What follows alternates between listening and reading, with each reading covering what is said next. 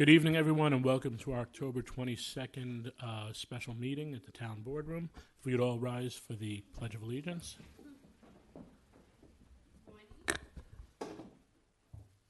Donna, will you lead us? Yep.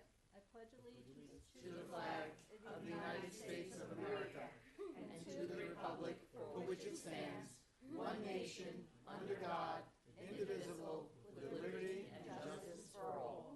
If we could remain standing for a moment of silence as we remember those who are suffering through the hurricanes. Hope the relief effort goes well. We pray for those embattled in turmoil in the Middle East, and we pray and thank our first responders and our military for all they do for our safety. Are you okay? Thank you.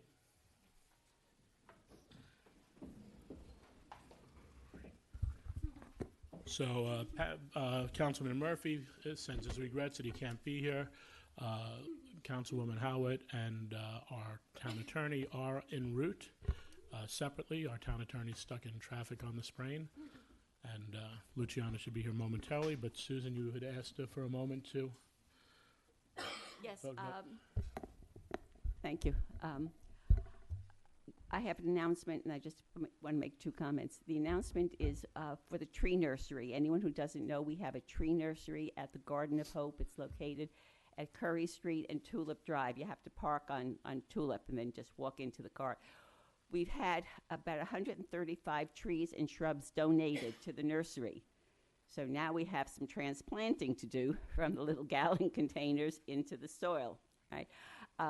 Keith Shepard, the chairman of the Tree Conservation Commission, is there every weekend from 10 to 2, and he would love to have some volunteers. You don't have to be an expert. Most of us have done some gardening in our lives. So all you need is a shovel and a willingness to help out. You can email Keith at keith@taconictreecare.com. That's Keith, Keith, @taconictreecare.com. Just tell him that you plan to be there so he doesn't get overwhelmed with too many volunteers one day. But it's basically Saturday or Sunday from 10 to 2, just a simple shovel, and your help is really needed. As these trees and shrubs grow in the nursery, they're eventually transplanted to other parts of the town where we can do some beautification. So it's a very, very worthwhile effort, and I hope you can help him out. I also just want to make two comments about the agenda tonight. I'm disappointed that there two items are missing from the agenda. One has to do with the grant application the town submitted last Friday to New York State. It's called the DRI/NY Forward grant. It's for basically downtown revitalization. It's a very comprehensive grant. As part of the grant application, the town had to submit a letter of intent that it would seek certification to be a pro-housing community. Okay. So I thought that would be on the agenda for tonight. And in fact, an email from the grant writer said that that the application would include the date when the letter of intent would be submitted. So I'd like to know when that. I didn't see anything as I read through the application, but this is something that has to be done because the application is incomplete without that commitment to seek certification for pro-housing community. And I'd let Supervisor Lachman discuss the pro-housing community. The second item, which I thought would be on the agenda tonight after meetings at the Recreation Commission, were the potential land swap of some property, town-owned property with some private property, dealing with off Stony Street involving Sylvan Glen. That's kind of been on the back burner for some time. And also the possibility of revisiting the solar canopies at the Granite Knolls parking lot or at any other town-owned parking lot, for example, the Shrub Oak parking lot. That's something that the Rec Commission, these are two issues that the Rec Commission has been dealing with, and I was hoping that I was expecting that they would be on the agenda, and they're not. Thank you. Thank you. So, Susan, if you read the email from Jay Grasso, our grant writer, it said that the intent to file the letter. He said there would be a date in the application. Right. There would be an intent to file the letter. and that intent was on the application, and we are working on the letter with our attorney, and we will have the letter, and we will bring it before the board. I'll make sure everyone has their say and their input and be able to go through that. Will that then be for- by the November, the I first think meeting you in should November? let him I'm finish, just because he's asking. Okay, commenting yeah. on what your comments All right. were. Thank you. And yes, Susan, I want it done by the end of the year. I'd like everything wrapped up and ready. Then, as for the Gupta land swap, it was going to be on the agenda, but they're not ready because they were asked to get appraisals on the property. So, and I believe I expressed to you that it was a matter of their attorney saying they were ready when you had asked me about it. But we've been reaching out, and I'm not going to put them on without the information that was requested from the Parks and Rec Commission before going forward with that. As for the solar canopies, I figured that when we spoke about the park later on, we will be able to talk about that. But I will say, putting it on the agenda probably is not a great idea, since or something that's appropriate when 3 board members that are sitting right now have already decided not to re-invite back when the first contract fell through, because they did not do what they were supposed to do. But you have 3 board members who are already in favor of not bringing that back. So to sit there and have a discussion, but we did discuss the fact with Jim, and I think you were there, that there are other opportunities that we could look at. And that, of course, is something that we will discuss today, although it didn't get to the agenda because we don't have anything firm on it per se. But while they're sitting there now, I guess they could think of some other areas of opportunity. I'm sure Jim shared the fact that I was thinking of the Shrub Oak Park as a very good place that a canopy could work. But we'll get to that when we have, and that's one of the reasons we invited Parks and Rec here today. Well, that's my point, since Parks and Rec are here, that there should be that should be an item on the discussion. What potential town parks, Right. And parking Susan- lots could be Right. a possibility for solar, just to have this basic discussion before we decide to go out for an RFP. Right. And Susan, I will ask them, I'll give them Yeah, the courtesy, thank since they gave their night. Is there anything else that you would like to talk about? It's No, part- those are the two agendas. I also think that that's really not a pressing matter. This is an additional meeting that we added. We have an agenda, and we've had people who've had issues with meetings that have gone too long. There was safety issues that were brought up, safety concerns. So, I mean, we can't have it, every way we want it, right? So I think that is not a pressing issue. And I don't think it's necessary to have had it on this agenda when, if we decide to have a discussion about it next week or not next week, but at the next meeting or a meeting after that, it wouldn't be that big of a deal. So, to have now, not wasted, but, we're already 10 minutes into the meeting. People have complained.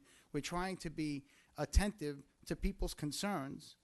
And you even complained that it was, or not complained, that's not the right word, but you even commented on the fact that the meetings were too long and that we should add another meeting in order to make sure that people, it's timely for people. And so now that we've done that, you have an issue with what's on the agenda because we haven't packed this agenda. So, I just, honestly, it's not a pressing issue. If it was a pressing issue, I can understand, but it's simply not a pressing issue. Let's try to have some courtesy. Could for comment, but I just won't pursue it. Thank But you. I think you were wrong and misrepresented things. All right. Let's just go on. I'd like to move into our presentations. Anna, are you going to tell us a little bit about the Sensory Garden? Now, so the Sensory Garden is up at the Tom Diana Park at Granite Knolls. Yes. And I know that there was a committee working on it. This is some of the work that's there. It's been stalled for a little bit. And I know that there has been some conversation with the Parks and Rec Commission, so this, I think, will help tie us in and be able to hopefully start moving in the right direction. Yes, So absolutely. let's see where you're at. So Tom Diana Park at Granite Knolls Sports and Recreational Complex, a place for everyone. On December 28th, 2021, the town board passed the following resolution in support of creating a special place for everyone. A sensory garden at Tom Diana Park at Granite Knolls. A sensory garden should include a collection of plants that are appealing to one or more of the five senses: sight, smell, sound, taste, and touch. Sensory gardens should always be designed to be accessible for all people to enjoy. Sensory gardens do not need to contain just plants that appeal to the senses, but hardscapes, pathways, bird feeders, and water features should also be used for added sensory opportunities. Hardscapes provide different textures that can be seen and felt. Water features provide another sensory experience for sight, sound, and touch. The use of several elements beyond plants add the sensory experience and enables the opportunity for flexibility by all users. Through the creation of sensory gardens, many people can experience the beauty of the outdoors through more senses than just sight. These are just an example of many different plants that can be used. This is a rendering of the plans for the sensory garden.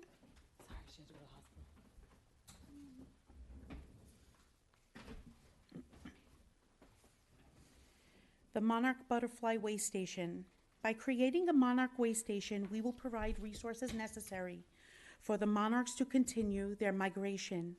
Without milkweed plants throughout the spring and summer, monarchs would not be able to produce the future generations that result in its migration each fall.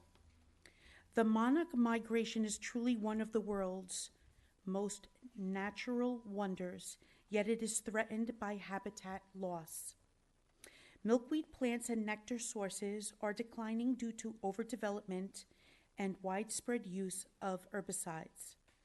Development in the U.S. is consuming habitats for monarchs and other wildlife at a rate of 6,000 acres a day. That's 2.2 million acres each year. Hi, baby.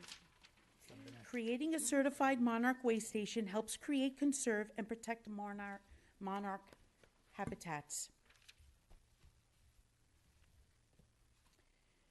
So now I bring you to the spray pad. Water combined with splash play brings together people of all ages and abilities in a world of fun, learning, and sensory exploration. Water features allow for a hands-on education tailored to every developmental stage. It encourages physical and social growth. The inclusive approach not only encourages community connection, but also ensures there's something for everyone. This creates a vibrant hub for social interaction, relaxation, and unforgettable memories. We have reached out to many community partners and will be working with many town departments to help us create this unique and inclusive play and sensory garden at the Tom Diana Park. I want to give a special thank you to Diane Dreyer for her help designing our sensory garden with us. We have received a DASNY grant from the New York State Senator Pete Harkman to help us start this project in the amount of $50,000.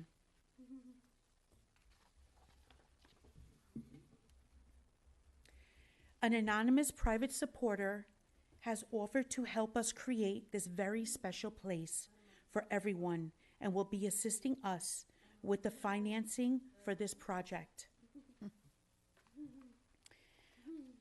Okay, I want to thank you all for being so patient. I know this has been a long time, and this has been a very challenging project. And I just can't thank you enough for the opportunity to come here and speak to you all. And I look forward to the future.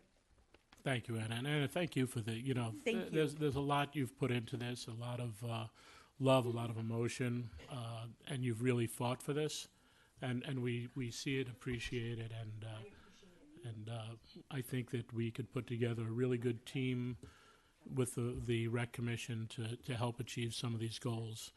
I know that this was really important to Tom. And I'd love to see it happen. For that, I know he did a lot of work on the boxes. He did a lot of work in the area there. I believe you had also some different organizations like the Garden Club who wanted to come and help this time? Yes. Great. I have some comments.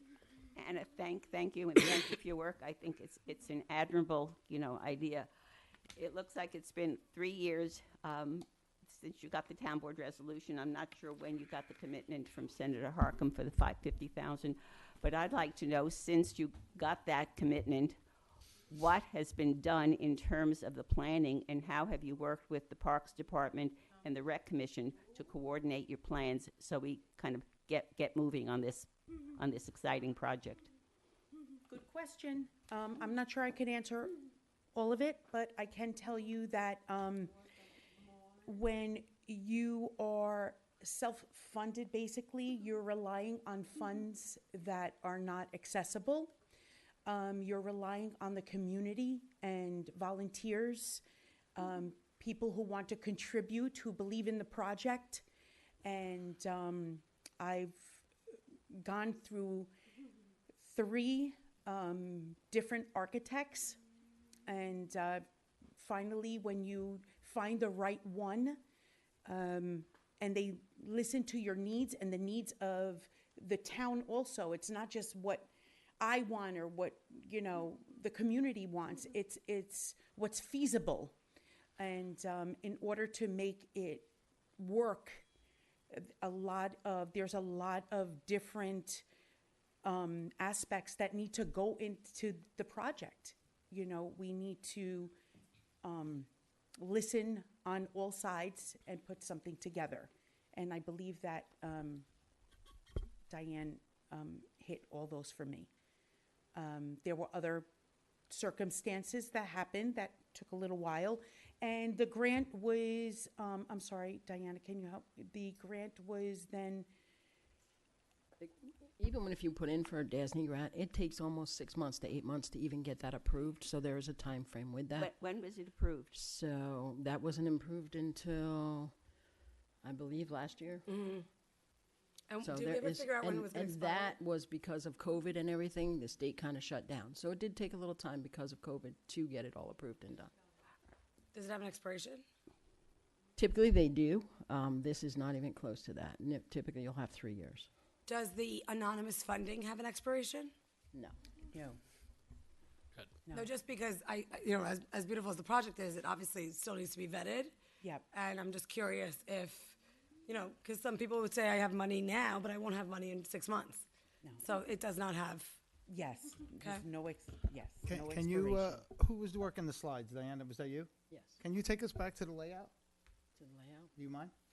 It's going to take me a minute to get there. Sure. So from what I saw with the layout, that looks really nice. And the splash pad is something, describe the splash pad to us again and its benefits. Well, we won't call it a splash pad. Okay. It's more of a spray pad. A spray pad. Okay. Yeah, because it's not. It will not be. I don't want to say. It will be more of a use for a cooling system. Water does not collect on the surface. Everything is going to be, run very efficiently, economically. So it's like being in a sprinkler in the Bronx. Bingo. Yeah, but in the Bronx, someone's got Not to clean even. So we got to explain this. So It's we're like gonna have a somebody fire throwing hydrant cup- that's cup of opened up? water on you. We used to open up the hydrants. I mean, that's a lot of pressure. Well, you but- don't want to really compare it to the Bronx because Does it people come with- use those as bathrooms, Does so it we don't come want to with do a- that. Well, not when I was in the Bronx. But my question is- does it come with a tin can too, so you could put a fire hydrant? I mean, we got no. These are important questions. No, but So my anyway- question is, who's going to clean the drains of that? Like, is that going to be like, is there an ecosystem that cleans it? Because obviously up there it's like a tundra, right? Like, Well, that's a good question, Luciana. I have to get back to you on Yeah, that. that's fine. A lot of the equipment that's being used. or I'm- suggested. like, yes. You don't know yet. Correct, I'm sorry. So that's what is making it a little bit more challenging, is I'm listening to what, the less maintenance, the better, put it that way. If we can go 90% no maintenance, I love it. That'll work. But it's also, does it work for all of us? But you know? anything significant that you want to do is going to require some maintenance. Otherwise, it's just going to Right. be, an insignificant kind Right. of. So take us through this layout a little bit. Show me some. Tell me some spots about it. I'm putting you on the Well, spot. stop it. Not nice. Okay, so, our lovely community, a lot of them have, contributed, benches, to commemorate loved ones, or, I'm just gonna speak on mine. I'm the president of your, Lakeland SEPTA. So we purchased a bench, and it's our buddy bench. It's all about inclusivity. It's all about, putting a bench there and having grandma and mom and dad, uncle, whoever sit in this area and just be proud of the community that they're in. Be a place where when the playground was built, a lot of feedback was, we can't see the kids, we can't this, we can't that. So we incorporated this vision so that whoever is taking these children to that inclusive playground has access, visual access, physical access, without having to run around, jump in, open a gate. It's going to be almost like a unit, one combined. So parents, whoever, could sit down, watch their kids, have fun, maybe have a cup of coffee with, their friends, chit chat, chicken hen house, whatever. And so the benches will be placed around of course, wherever the placement goes is going to be discussed. It's not going to just be, everything is going to be discussed. Plants, I know that there's always difficulty with the shrubs, the plants up there, but we have professionals who are willing to work with us and help us and put them in the ground and make sure that they flourish and give some well-needed shading in that area. And 'Cause picking it's the right hot up things. there. Where It's is the hot. splash pad on there? It's a spray pad. It's a spray pad. I got this. Thanks. Well, it would, right now I'm focusing on the phase 2, which is the sensory garden. So it would be incorporated as one unit, but separate. So I have to get back to you on that. Okay, and then what about, obviously this is the scale that was drawn by Diane or whoever it was, Yeah, the yeah. designer. What about changing the scale of it? Oh, yeah, that's possible. And what about Absolutely. because obviously you're saying that the spray pad is somewhere else. Essentially, we could have a sporadic sensory garden, like where there's multiple places throughout Grattan Knolls that have this. Like it doesn't only have to be one location, so that my thing is this. It doesn't have to be allocated to a certain, like, inclusivity should be universal. So it doesn't, so if someone's playing baseball or whatnot, we have plenty of land over there, so I'm just curious, because I've never met Diane, so hopefully I can meet with her. Yes. But if you took this and expanded it, and they were to utilize that hill by where the park is as one, and then maybe there's something else going on by the basketball court, and then, because again, there's basketball, that the place where the boxes are, then there's the park, then there's also where people could have like birthday parties or they're getting together. There's a lot in that area. Yeah. And sometimes when we have sensories, there's ableism, which is like just the overstimulation of too many people. You're really close to the parking lot. So I guess my question is, if the theme is to have sensory gardens or places for the buddy benches or whatnot, would the anonymous donor or Destiny or you, I would say, and whoever the people are, when you send me the project, if you send it to me, be open to changing the layout where this is throughout the park and not just in one area of the park? So like multiple smaller sensory Because gardens? I just feel like If I could make a suggestion, it's, Anna has put a lot into this, but I think that the next phase of the project would be putting together a team. You should probably be there, especially if there's a splash pad and being the liaison. Jim, at least one member of recreation. Anna, I know Diana's worked with this quite a bit if she wants to put the time in, but put together a small group that could really look at some different ideas, spitball it. I and hear that. I guess, let me just ground for a second. I just worked with a child that has special needs. That's why I was late. And if the child is close to the road, they're going to run. This one child that I was working with, and I'm trying to socialize this child, right? So there's other parts in the park where not so close to the like cars and whatnot. So if they ran, there would be more containment. But again, I'm so tired of fencing people in. Like, it makes me feel like it's prison. Like, I understand parents don't want to sometimes parent their kids, so they don't want to watch. But Well, I that was want a child to be able to walk around if they need to cool down. That was a big issue when the inclusive playground was being built. It needed to be fenced in. And I'm sure that's all ADA, and there's all the rules, and there's Yes. other rules. But I'm just questioning, because what you actually created was beautification spaces that offer greatness on multiple levels, whether it's to support the environment, which supports us, right? Yes. Which also supports our minds, which also supports wisdom. I'm not saying that I don't believe in the sensory garden. I just don't need another fenced-in area where it's, again, as much as it's inclusive, it's contained. So what if what you've created and spent a ton of time on could be something even more powerful? And again, parents need a parent, guardians need a guardian. I get all that. But the ability to, like, if someone needs more space. to Hey, have listen, the if the space. town wants to go and, I'm just saying there's develop more sensory gardens, I'm all for it. I'm you just, know? I'm just saying, I just feel like it's just. we Open have- the pocketbook. or use the pocketbook wisely. Like, we have one area, like you said, that's already gated and is closed. And whether parents can see it or not, that's what's there, right? And that's like, like they wanted to sit inside it or whatnot. I just lean on the wall, like, you just stay there.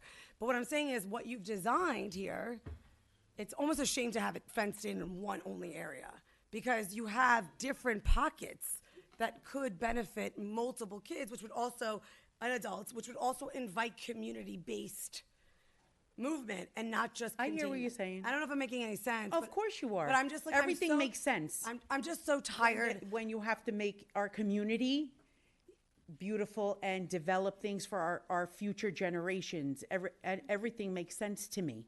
I guess I'm just not good with the containment parts. I just feel like it's like the basketball court is in a box, then the sensory garden's in a box, and then Yeah, but I think you need that for safety concerns. I mean, if Regardless if the child is. I don't think you need it for all of those areas. Not all of those areas are for, like, you're not leaving your child to just roam on, it's not, there's certain things that, yes, maybe the spray pad would need support because kids are playing and whatnot. Luciana, can I make a What if you suggestion? Sure. So hold on, Diana's speaking. What if you didn't fence in the sensory garden, but you use bushes and trees and things like that to outline it, which would also contain but be an open field? And I love that, but I guess I from what think I you just need a fence. experienced before I got here, and I work right by, like, the medical center because I'm at the Grace Building, like, a kid takes off, there's a lot of cars, right? At Granite Knolls, there's a lot of cars. And as Well, much kids as are going to take off regardless. I When know, they but- want to go, they're going to go. But what I'm saying is, you're right by the parking lot. Yeah. And also, there's that over the noise. Yeah. Like the ice cream truck parks there. Like things happen there. I want to make The sure noise, that we the think- noise I could understand. The fencing in, I mean, especially since you're at the parking lot, I think it would be necessary. But Susan, you had a comment. I'm Yeah, sorry. I think you've raised issues. You've all have raised issues. And Anna, as a volunteer, I greatly appreciate, all the efforts that you've put in. And I know that I've worked as a volunteer on some projects, and I know the difficulties, all right, of combining family life with work, possibly work life with volunteer work. And sometimes things don't get done. But also in terms of when I volunteered, and a lot of it was with the Yorktown Trail Town, and we worked closely with the town and with planning department and with the town board and with other agencies. I think what's missing in this project, and possibly why it hasn't been moving ahead, and that's kind of frustrating to me, is we need a better coordination between working with the Parks Department, because they're going to be the ones who are going to maintain this, the Rec Commission with that, and also the town board, that you see different items. It needs fencing, it doesn't need fencing. It needs this, it doesn't need it. I'm not. Well, I know Mr. Lackerman just addressed that. Well, we're gonna. yeah.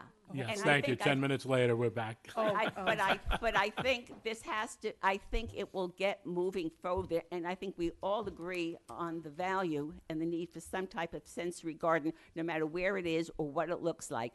There is the $50,000 there. We can start with that and work on a budget. I'd like to hear from the Rec Commission, and possibly some input from the Rec Commission, if they would like to speak in terms of how they envision this and how they can get this project moving. So Matt, you want So I to just come up? got- Actually, Susan, if we may, I'd want to let Anna be able to take care of Gianna, so we'll wrap up that when the Rec Commission comes up. We'll discuss all of that, including the sensory garden. So is that going to be, But if Anna would like to sit down, she can. so and that's when will we get back to have the Rec Commission discuss? Because that was one of the. Well, we're going to have them come up to the podium in a few minutes, because they're next up, and we'll hit the items, and we'll We talk don't need a about back that. and forth on it. We'll touch on it when. Right. My statement before was simply that we need to put together the committee to work on it, instead of having the discussion here that's going to bring this meeting to 1 a.m. again on stuff that we can't answer until we get together. And people have a chance to sit down and build a plan. And I know it's been a while, and this is why I wanted to bring it forward and get it going. Well, Anna, So- and I just want to say, to date, you've done a great job, and I really appreciate all the work you've put into it. Yes. Thank you. You can, yeah, and if, or unless you want to hear some of the comments from the Parks and Rec, but that's fine. We are recording. Please watch it, and we'll have Jim reach out, and we'll get, thank you, Anna. We appreciate it. Good night, Gianna. Bye, Gianna.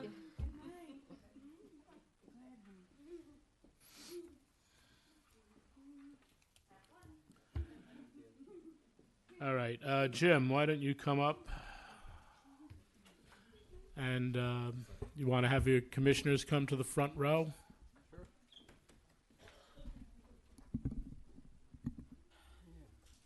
Who do you have with you from the commission? We have Joe Falcone, and we have Tom Dunn, and Matt Talbert, and Tony. Gentlemen, thank you for taking time on a Tuesday. Come out and join us. All right. I know we've been a little behind the times with the sensory garden. There's a lot there that just got unloaded. I know it should have hit you guys probably first, but I'd like to make sure that we could start it moving. Yep. A lot there. I'd like you to try to pick a few people, get together, meet with Anna, and see what we could do to move forward. What did you think of the overall presentation? Yeah, this is the first time I've seen the layout.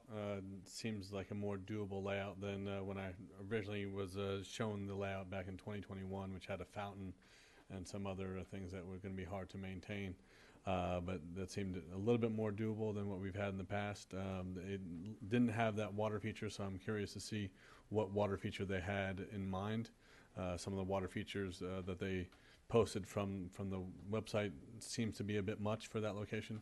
I was thinking more of a spritz or something that was, it would cool people off in there to get the senses going, but not like a water park where it's going to dump you and you're going to have to be in a bathing suit and things of that nature. I don't think it's appropriate place for an actual splash pad for multiple water features. Right. I just want to be very clear.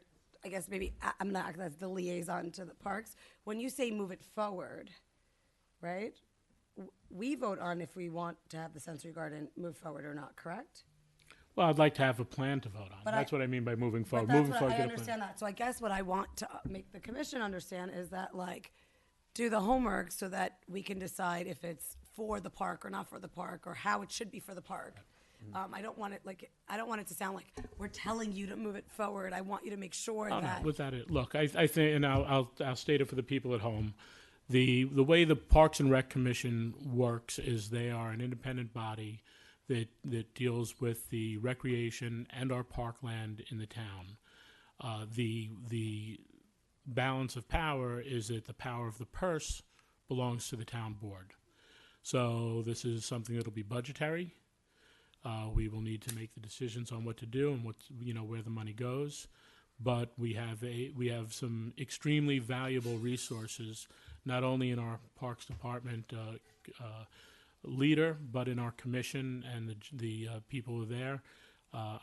We have members with children with disabilities, which will be able to help us and help guide us for the inclusivity.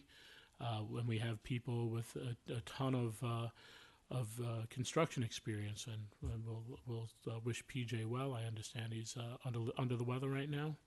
So, but we have a lot of people with a lot of great knowledge, and we'd be pretty stupid not to use it. Yeah. And we have someone who's pretty good with pools and water things sitting to my right. So. Yeah, and it is my understanding that there is already a town board resolution that is calling for the sensory garden, as mentioned in the Correct. presentation. But the commission recently, I don't know if we're ready to go on this yet, but had a great proposal from Cross Court Pickleball. I don't know if we want to. Yeah, I'd like to move forward. Yeah, that would be great. I like I said, we're not going to beat the horse that's not even here. Yeah. Yeah. So we'll wait on the Matt. Sure. Matt Topic. Thank you. That was a great presentation, and like Jim said, that's the first time we saw it. Back in December 2022, this town board, or the town board sitting, instructed everyone that was on that committee to reach out to the commission. We have reached out to that committee multiple times, myself, Jim, Tom Dunn, and we've gotten nowhere. So I'm not quite sure what makes the town board think that after multiple times requesting it from the town board, from the commission, that this is going to be a feasible Collaboration. It hasn't been so far, and this is the second time with the same group that the first time we see a presentation is at a town board meeting. It's unfair to us. We put our time in, and we're there to take care of our parks. But we've been railroaded once again, in my opinion. Okay. Well, the intention was to get it out, to have it come, and now to have the collaboration. Well, the intention. Go ahead. Thank you. I understand that the committee they had has sort of fallen apart. There's no more SEPTA in Yorktown. There are a couple. It's only in Lakeland now, I believe. So there were a lot of moving parts, and I think the most important issue right now, Matt, is let's start a new day. Let's work forward. Let me try to work with you guys on everyone getting it together, because the most important thing in the long run is having this for those people that need it. And look, I really wish everything was perfect, but I was born a day, but I wasn't born yesterday, and I know that there are road bumps. And I also know that they could need other things as well. In their experience. I understand the forthcoming. Look, all Matt's saying is we want to make sure that from today on there are no more hiccups. There's full transparency with us working together to see what solution we can get. I also want to say I'm only one vote, but I want to say that as a mental health professional, there are many ways to service the community, right? There's not only one way of servicing the community. And I think it's our job to take a deep dive to make sure that we're utilizing our park space to maximize what our community actually needs. Because in the inclusive playground, there's also children that don't need to be there that I have to coach or tell their parents to teach them, because there are children with certain disabilities. So it's our job as a community who wants these sort of things to educate our children and educate our caregivers so that we can support their need. So I understand what you're saying. I'm just saying there's other ways of doing that too. Absolutely. And I think that'll be flushed out by the committee, but I think to Ed's point, They need to work together. let's start anew. Let's erase the past, because if we're going to start, with collaboration and working all together with ill feelings, then it's going to fall apart. It's not really a good launching pad, so to speak. So let's hold on a second. So I understand that you're frustrated. I know we've had conversations about it. I get it. We're here and we're committed to fix it. To be a bridge. And so let's move forward in a positive way. That's all. So my question to you is, what are the parameters? So originally the parameters were this was supposed to be no maintenance for Parks Department, 0. So now we're talking about a splash pad. We're talking about a huge garden. I'm not sure how this will end up being no maintenance. We did the homework back in '21. We went up to East Fishkill. We found out that they pay someone $80,000 a year to basically maintain their Century Garden. Is the town board prepared to put someone on just to maintain the Century Garden? I don't know. That's up to you guys. As you said, you hold the purse string. I think we said that, these things, first of all, I don't think no maintenance is a realistic thing. I mean, that just sounds, It was supposed to be done by volunteers. no maintenance so for were the me. boxes Hold on a and no second, one's Luke. cleaning them Luke, out. excuse me. No maintenance to me doesn't sound realistic. So we want to start anew. We want to put this committee together, and then we could raise these issues once we have something to raise these issues against. We don't even know what we're looking at this point, just like you guys have said. So we got the picture. It looks very nice. It's something that would be really great for the children in Yorktown and for the parents and for the community as a whole. From what I saw, superficially, I'm looking at a pretty picture. So I think putting the committee together and moving forward and flushing these questions out, then coming back and saying, hey, we decided that there's going to do this, and it's going to be this much maintenance. That's when it would be appropriate to see if the town board would, where the funding would come from. Because right now, I don't even know what funding we're talking about. yeah, Funding is $50,000, and I assume, Diana, correct me if I'm wrong, that the But fund- he's talking about maintenance, ongoing maintenance. Oh, okay. Is the funding to the town? The grant was, the DASNY grant was to the town? The town board's already accepted that grant and Okay, received so the the paperwork. funding was for the town. I have a suggestion that I think could move this forward in the most collaborative way, and that's, with all apologies to you, Jim, I'm going to suggest that this be given, and the Parks Department, the superintendent, be put in charge of this project, and he be the one that calls the committee together, that it should not be in the hands of volunteers. And I speak as a volunteer who's been involved in many volunteer projects, and I know what's involved, and I know the difficulties of relying on volunteers, the most well-meaning volunteers for what looks like a very critical project. But if we want to get this thing done, okay, I suggest that it be handed to the Parks Department. I know you have nothing else to do, okay? It helps get rid of the glitches, she's saying. Well, Susan, I You did organize ask- it, I you did call ask a, Jim- you call a meeting, Yeah, you so get it's good. members of Anna and her other group, whoever is still available to coordinate, a member of the rec commission, and then you sit and you plan it out. But you're the one, Jim, who will be accountable to us on the town board to see that this thing gets done, Yeah. because we all want it done. And Susan, I just wanted to tell you, because I'm obviously, because of parks, Ed has said to me, and I'm sure he said it to him. I just said to it here, spear- that we need that, Oh, that we to need have the him to liaison, spearhead it, Jim. just so that we could spearhead it, so that it doesn't get lost in the muck again. That's right. It Yeah. can't be, as much as I love volunteers, and we are so dependent on volunteers here in Yorktown, we can't leave something as critical as this, and when we have a grant at stake, to volunteers. I agree. Who But have that's not why- been, unfortunately, have other commitments and problems, and who haven't been able to move this thing forward. But that's why we had said we want to put something together that's collaborative. Now, the volunteers, with all due respect to them, and I don't want to discourage them, have spent a lot of time on Yeah. this. So, they deserve their due respect as well. Absolutely. So I think we're all saying the same thing. Let's get a team together, and then let's figure it out. Because right now we have really, not much to go on, because we want to flesh out the details. That's it. So Matt, one of your questions, and I know, so the volunteers that Matt was speaking about were volunteers doing the work after the project was set up. Anna did mention to me earlier, because I had asked, that we had Diane Dreyer who did the plan. The garden club is willing to come in and do the plants. The professionals that she spoke with, the people with the knowledge about picking the right plants, getting the plantings, getting all that done. Will they clean out the boxes now so that before the winter comes? That I do not know. there's So we could bushes we could there. we could look into that. Luciano, I'll put you on point with that.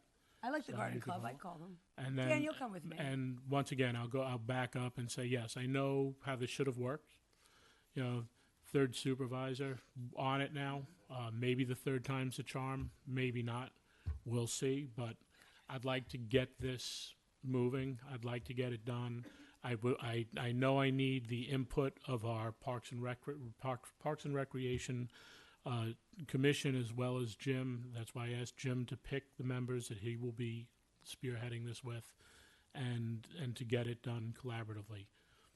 Let's turn the page on the crap, move forward, and see what we could do to start. I just have to say one more thing, just Sure. for the crap. Okay. So tonight is the first night that we've heard that the grant has been accepted by the town board. That was a resolution. Resolution. It was accepted via resolution a while back. So what we were told back when that grant was being done was that this is only a resolution to see if the grant is available for us. As far as accepting the grant, we were supposed to be brought back in to have this discussion prior to accepting the grant. So I wanted to speak on that. My belief system, and Adam, I'm probably going to need you for this, is that when we were after the 6 months and we got the acceptance for the $50,000, it didn't have to be attached to the sensory garden. It could have been attached to anything that we wanted to do under the spec. Did it specifically say it was solely for the sensory garden? I think the application, in the application, we listed a sensory garden. We listed that's that my was a recollection. suggestion that we wanted to use the money for. Yeah. But I thought, my understanding was, when I read the document, and that was my first DASNY grant, was that it was a suggestion to what we were doing to better one of our greatest parks here in town.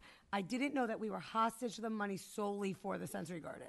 Well, I mean, Meaning, like, I could use that money for something else at the park. I'd have to look at the documents, right? But there is a world where we could write to DASNY and say, hey, we want to divert this money to some other park purpose, and I suspect they would be okay with that, right? It's almost a legit, right? There's no, if it meets the grant requirements or whatever. So I think there's always, Well, I just want to take responsibility. I may have misled you, Matt, because I believed that that's what it was. When I agreed the first resolution for the money, it was to start the application in the event because it was going to take 6 to 8 months to get it.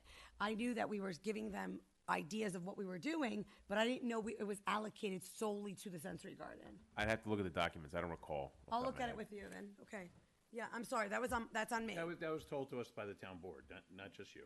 It was at a town board meeting, that it's just an application. Okay. But now we've accepted it, so, it's just, But I'll still look at the paperwork to understand, because I didn't want to mislead you, so I will look at the paperwork. Mr. Dunn, how are you? Sorry, Mr. Dunn. Good evening. Tom Dunn, You look Parks good and Rec behind the Commission. mic, you know that? Thanks. You gonna Thanks, sing? I appreciate it. I'm better behind the camera also. So we're not opposed to this. We think it's a great thing for the town. We think it could provide a lot of things to a lot of people.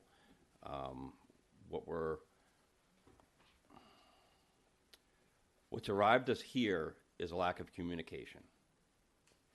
That can't continue. We sat here. Very well aware of it, Tom. We That's sat why here and we were told that we'd have communication. Let's get it done. So I want to be clear, that's where we're coming from. I do want to bring up that I'd like to know when we're going to engage and what the timeline for this project is in the minds of those who are behind it.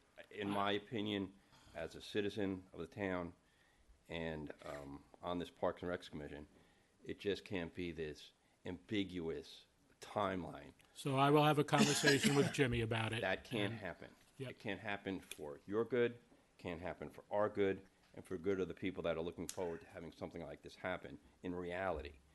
I don't know if what's up here is reality, but it's a long way to gonna be in the ground and doing some good. So in order for that to happen, for those who need it and those who could use it, it can't be, it's gotta go like this. It can't be going like this. I mean, that's what it's been like. Not over here on our part. I admire the people that are behind this. I stand with them on what they're trying to do. My son would have loved this as a younger kid, and I really believe that that's a great thing, and that's where this group is driving. But it's got to have more to it. It's got to have some sense of direction. It's got to have some cooperation, and somebody's got to come to us and ask us what can and can't be done in that location. And I would want us to marshal all of our energies towards getting something that's effective and appropriate for that location and under the umbrella of what it is that we want it to be and what the parties that are bringing this forward want it to be. But it's been a very long time since there's been any tangible conversation. All of this is going on. We have our phones open. We see each other publicly.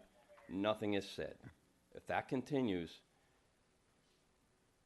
you're not going to get this thing to fruition with no conversation, with any collaboration, and without some design and some understanding what goes into maintaining it, keeping it, keeping it good for those who'd be there using it.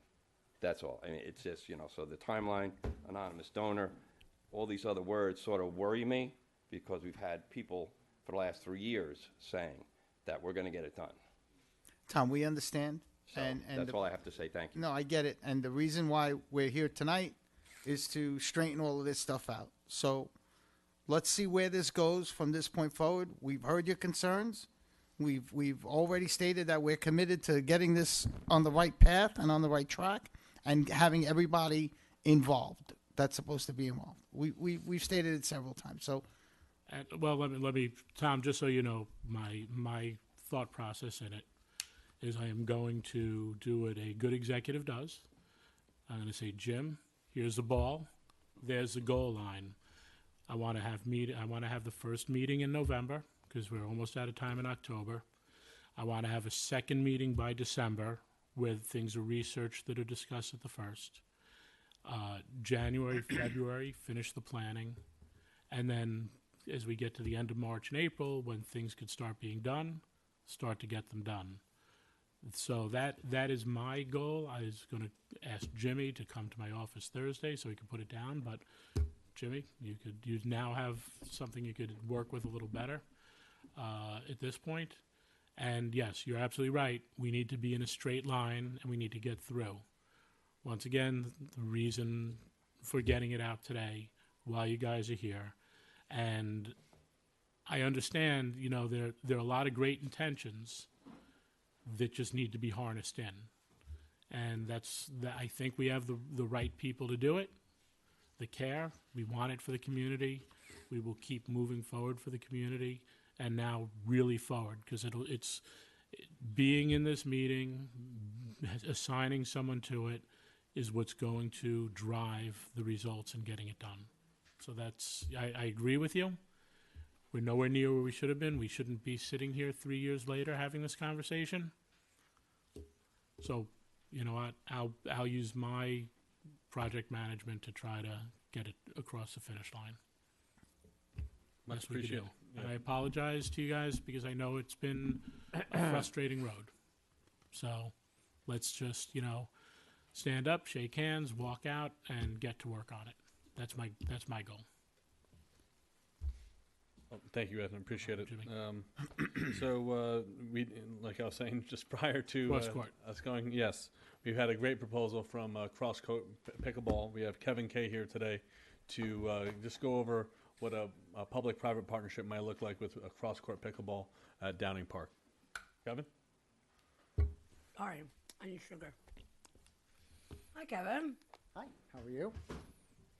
Thank you all for having me here. Thank you, Jim, and I appreciate your time. I'll try to make this as brief as possible so we can get to questions. My name is Kevin Kay. I'm representing Cross Court Pickleball. We are currently operating in Hawthorne, New York. We're the first dedicated indoor pickleball facility in the county. Quite successful. And we're very thankful and appreciative to many of our clients who are actually from this community. So we're very grateful and pleased to be here. We've been working with the Rec Commission, and specifically with Jim and Matt Talbert, to explore this opportunity. And while it's not necessarily a full-fledged proposal at this time, it's a concept plan that we think is a great opportunity to address some great needs on both sides here. So one would be building or constructing a recreation facility within one of the town-owned parks. We did look at a few locations. We specifically feel that there's the most opportunity and benefit for the community, for Yorktown specifically, in Downing Park. Why? So first of all, just a little bit about us. We are a 6-court facility in a warehouse-type building in Hawthorne. The building itself was a tennis facility for many years, constructed back in like the 1960s, 50s, 60s, and acquired about 6 years ago, and now houses the pickleball courts, a high-performance training facility, as well as turf fields. We're very fortunate in that now going into our 3rd season to have a robust clientele. As you probably have heard, pickleball is exploding. Some people get annoyed about the sound that it makes, but this is an indoor facility, and so fortunately we don't impact our neighbors. But it's a popular sport because it's very, very accessible. When I say accessible, the bar to entry, the bar to playing, and the breadth of age and ability to permit people to play together is what makes it so appealing. So you can have grandparents playing with grandkids, and the playing field is pretty much leveled quite a bit. It's fast, it's fun, and it's extremely social. So the main attraction of this facility would be pickleball. But that doesn't mean that we can't offer other things. Another up-and-coming sport, which is a bit more challenging but very, very popular and growing rapidly, is a sport called padel. So there's the opportunity to potentially feature that as well. It would be the first in the county as well, if we were to do something like that in Downing Park. So it would be pickleball and potentially some padel. But in addition to that, on the community side, the benefits would allow this park, which currently, if you look at the screen, you'll see has tennis courts, has a baseball and softball diamond, has a park, has a pavilion, and I'm not sure if people can see my mouse. I'll try to control it from here. This area here has been occupied by the Recreation and Parks Department and maintenance. Okay, so the old tennis courts are here. That's basically kind of an equipment storage area. You've got a couple of buildings here that occupy for maintenance as offices, et cetera, et cetera. There are tennis courts down in this lower area over here. There are some great bocce courts over here. And as you see over here, you've got your baseball and softball area. You've got your a parking area over here, park over here, and I believe there's a pavilion in here somewhere that's not so visible. Okay? Now, what are we proposing? And mind you, these are just some concept plans that we had discussed. We've walked this land, this area extensively, and come up with a number of different ways that we can accommodate this. Everything from larger facilities to smaller facilities, what would be in the facility. But this would allow us to basically to construct a facility here. This is one concept plan. So let's say site one. Allow us to construct a building here, which would house the courts and other amenities. Your tennis courts would remain. You could remove these structures here, the existing structures for the Parks and Rec, and potentially relocate them to either here, which is currently a leveled area that is, I don't believe is being used at this moment. Where is that? Point to it again. I missed it. Yeah, the it's right of right the in tennis here courts. to the Okay, other so side it's of the tennis courts. Contacts. So Yeah, bear with me. or up here. Now, if you have any familiarity with the park and have been there, there's an entrance over here, and there's also an access point on this side here. And I believe there's a traffic light, if I'm not mistaken, at the right. Okay, right over here, right? Now, by doing this, you could also utilize what's already existing is a sort of a ramp or a pathway that goes up here for vehicles. And then this area behind the softball field would be converted into an additional vehicle storage area. So you would have connectivity, and it allows us to accommodate all of the needs of the Parks and Rec Department. Now, what does this do? And you'll see the other concept plans in a moment. But what does this allow us to do?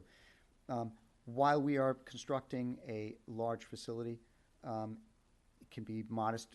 If we want to make some changes, it still has to be engineered. But what we achieve is the ability to not only provide the amenities, but take back what's really a park.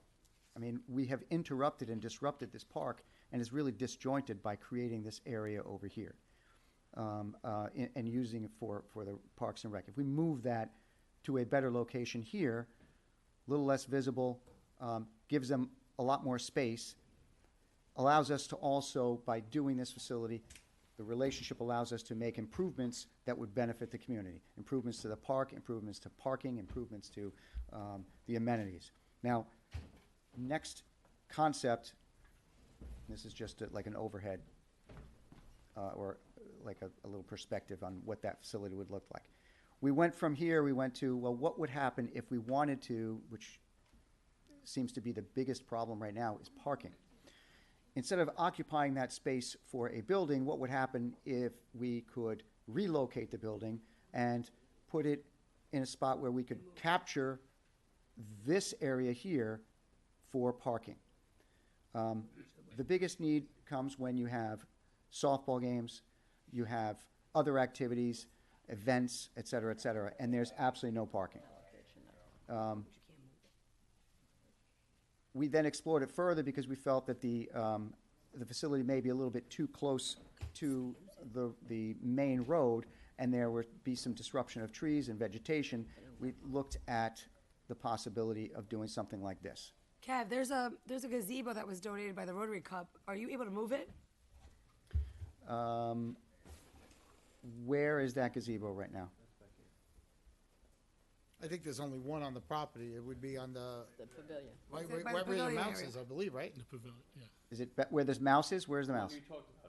The Yeah, pavilion. The pavilion, that remains. Oh, okay. I just want to Yeah, ask. that remains, that remains. So you're working around that, actually. Yes. Okay. Yes, we're trying That to, footprint we're trying to stays. be as least disruptive as possible and truly make this an added value. That's what we're trying to do. So we explored trying to create an area where we could capture some parking for all the great activity that goes on in here. And then we started talking about, okay, well, but you got some great trees and vegetation in here, and this might be too visible because it's too close to the road. So we said, well, maybe we should explore something that could come away from the road a little bit further. So this is another iteration. These are not final by any means. This is just, I'm showing you the iterations based on the conversations that we've had. A lot more collaboration needs to go into this. A lot more engineering has to go into this. But what this allows us to do, and where we finally landed, is that you gain not only the parking in here, but you also gain the amenities and ability to put in maybe some food and beverage in there. Create a real social environment that's leveraging the pickleball and the recreation activities in this structure here. It's a great benefit to the community, but it also enhances all of these other uses. We could make improvements as part of that. That could be all baked into this proposal. What we would also propose, and I think there's a lot to be said about this, is that instead of having two access points, maybe there's one access point, and maybe it comes in. Maybe it comes in from here. That's the main access point now. Yes. That other access point is actually, you could drive up there? I don't think so, because There's a road that goes behind that was cut in. it's not being It's used. not accessible right now. Yeah. But it's feasible. So now, you're on the bocce courts right now, right? No, the bocce courts are in here. Okay. Yeah, I there, see. there might need to be some I readjustments. see, so We you're make kicked back a improvements. little. Yeah, I see, no, yeah. I see. I thought, it looks from the picture that it's Yeah. forward on the bocce courts, but you're between the bocce courts and the existing maintenance buildings. Yes. Yeah. And any disruption or anything like that, I'm certain we could make accommodation to make it even better. But the intent is to actually improve bocce because it's so disconnected, because basically the separation between the rest of the park is disrupted by Parks and Recs facilities. Yeah, it's right in the middle. Right. So we're trying to create a facility that would enhance everything there, so that guests who are coming for, or park goers who are going for the playground, have a place for restrooms, have a place for some place to sit and relax, indoor, outdoor perhaps. Well, there's restrooms there already. It's across that path. There's a bathroom there. But how big is that building that you got? It's going to vary. Again, this concept plan, I think this one is probably about 40, I'm going to say, 40,000 feet. And you're gonna have how many pickleball courts in there? In this one, I think it's 8 pickleball courts and 2 padel courts. What's Padel? PEDAL, it started in Spain. Yeah, it's. It's the same thing with the racquetball. So now we know how to spell it. I defer, Sounds like pedal. I defer to the expert. It's fun. What do you do? What's the goal? You hit the ball. But there's like bounces and stuff yeah. According to the book, you address the ball. It's an enclosed court. Hello, ball. and you have paddles. It's a paddle sport, and the reason why it's called padel is because paddle was taken in the U.S. So they said, well, let's call it padel, and so that's how it arrived. But they do play it in Europe more than they played here. Yeah, it's very big in Europe, Central America, but it's up and coming here. It's fast. It takes a lot more skill. Is the paddle thinner, if I'm not mistaken? The paddle's a little bit thicker. Oh, it's thicker. I knew it was It's a little something bit that was thicker, different, yeah. And it's played like with a tennis ball. Yeah. And so the bounce is more. It bounces, and it comes off the walls, and you're playing off walls, and it's fun. It's quite fun. But it's I've got sons, so whatever keeps them busy. So I just wanted to make a point that this also allows us to let me find my mouse again, to potentially have How an do you access feel about point. building other domes where there's like, football fields and lacrosse fields and Well, I do that. a as lot of well. open space? I'm just saying we could use a little bit more fields. I do that also. I know, Kev. That's what I'm asking you. All right, we'll do that tomorrow. You work on this one. We could do that tomorrow, anytime. But access point potentially here, entrance, and having parking in here, but traffic flow, it is feasible. I think it can be engineered to have an exit that goes down in through here and out. I believe that would actually significantly improve the traffic flow. So there would be an ingress and an egress, and it would be almost like a roundabout, like a half moon, right? So they would be able to come there. So instead of people backing out while the people coming back in, they would be moving traffic as opposed to crunching traffic. And we already have the right to cut. That we already have the cutout there, right? Yep. The road already exists. That's the separate cutout that he's talking about. But that exists already. We don't need approval for that. Right? Yes. Okay. It could be That's utilized. important. Yeah, you don't need any DOT approval. Yeah, that's what I'm getting at, because we'll be here to the middle of next century. And with I that. think with the no left turn, but where we have the commuters lot and everything else, it does keep better flow in that area. Right. So this is obviously, in a nutshell, I tried to be as brief as possible. I'm sure you have lots of questions. It is a concept plan. It is, I'd love to say it's a proposal. It's a public-private concept. I've done this in the past. I'm doing it now, actually, in Armonk. I have other facilities, as was just noted.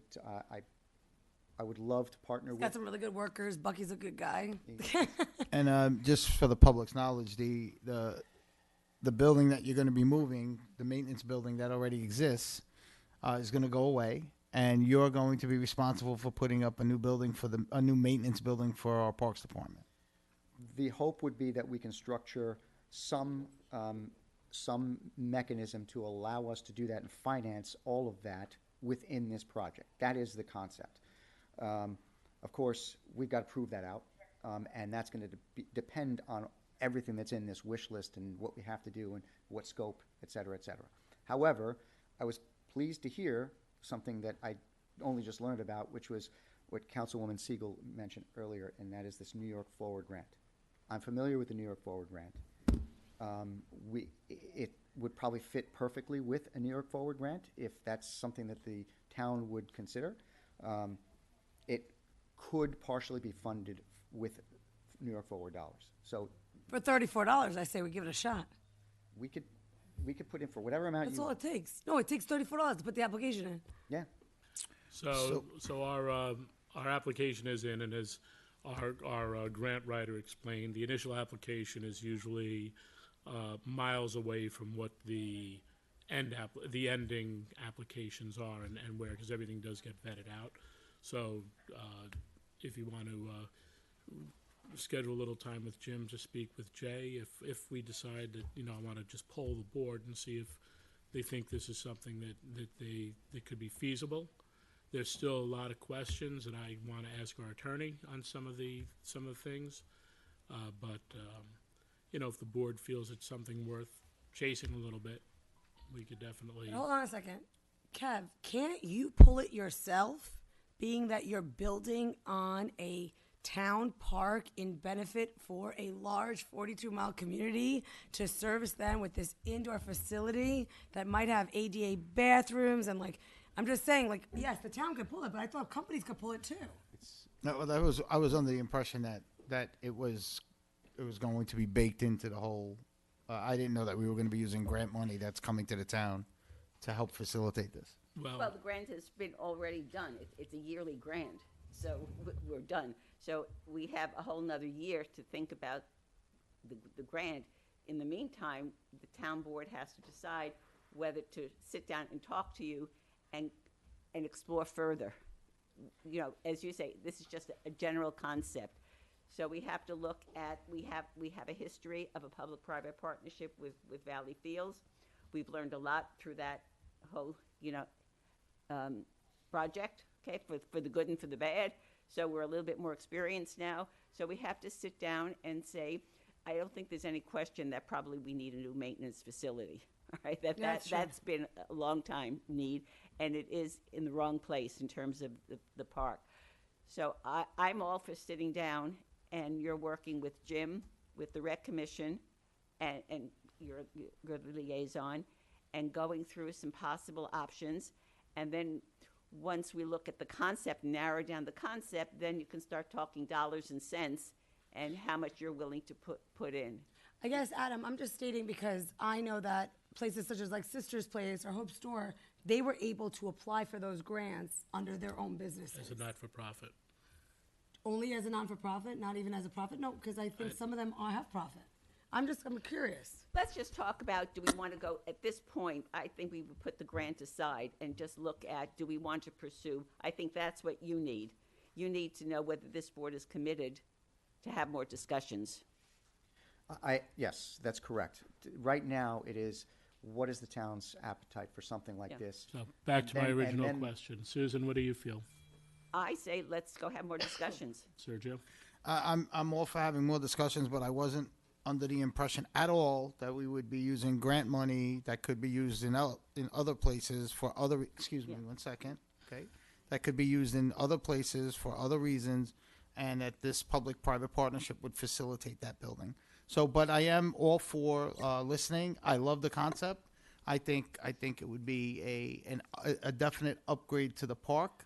And my pet peeve in Yorktown is you can't go to any park and buy a soda or anything like that. You can't even get a bottle of water because there's no amenity that has, like some kind of a booth or food or anything like that. It's usually manned by volunteers at football games or something like that. So I think that would be a great amenity. So I'm definitely all ears on it, and I'd like to explore it more. But that's So my only hang up. To alleviate your fear per se or your concern, there's a committee that'll be put together for the New York Forward, and they'll be the ones that decide on the projects that they want to push forward.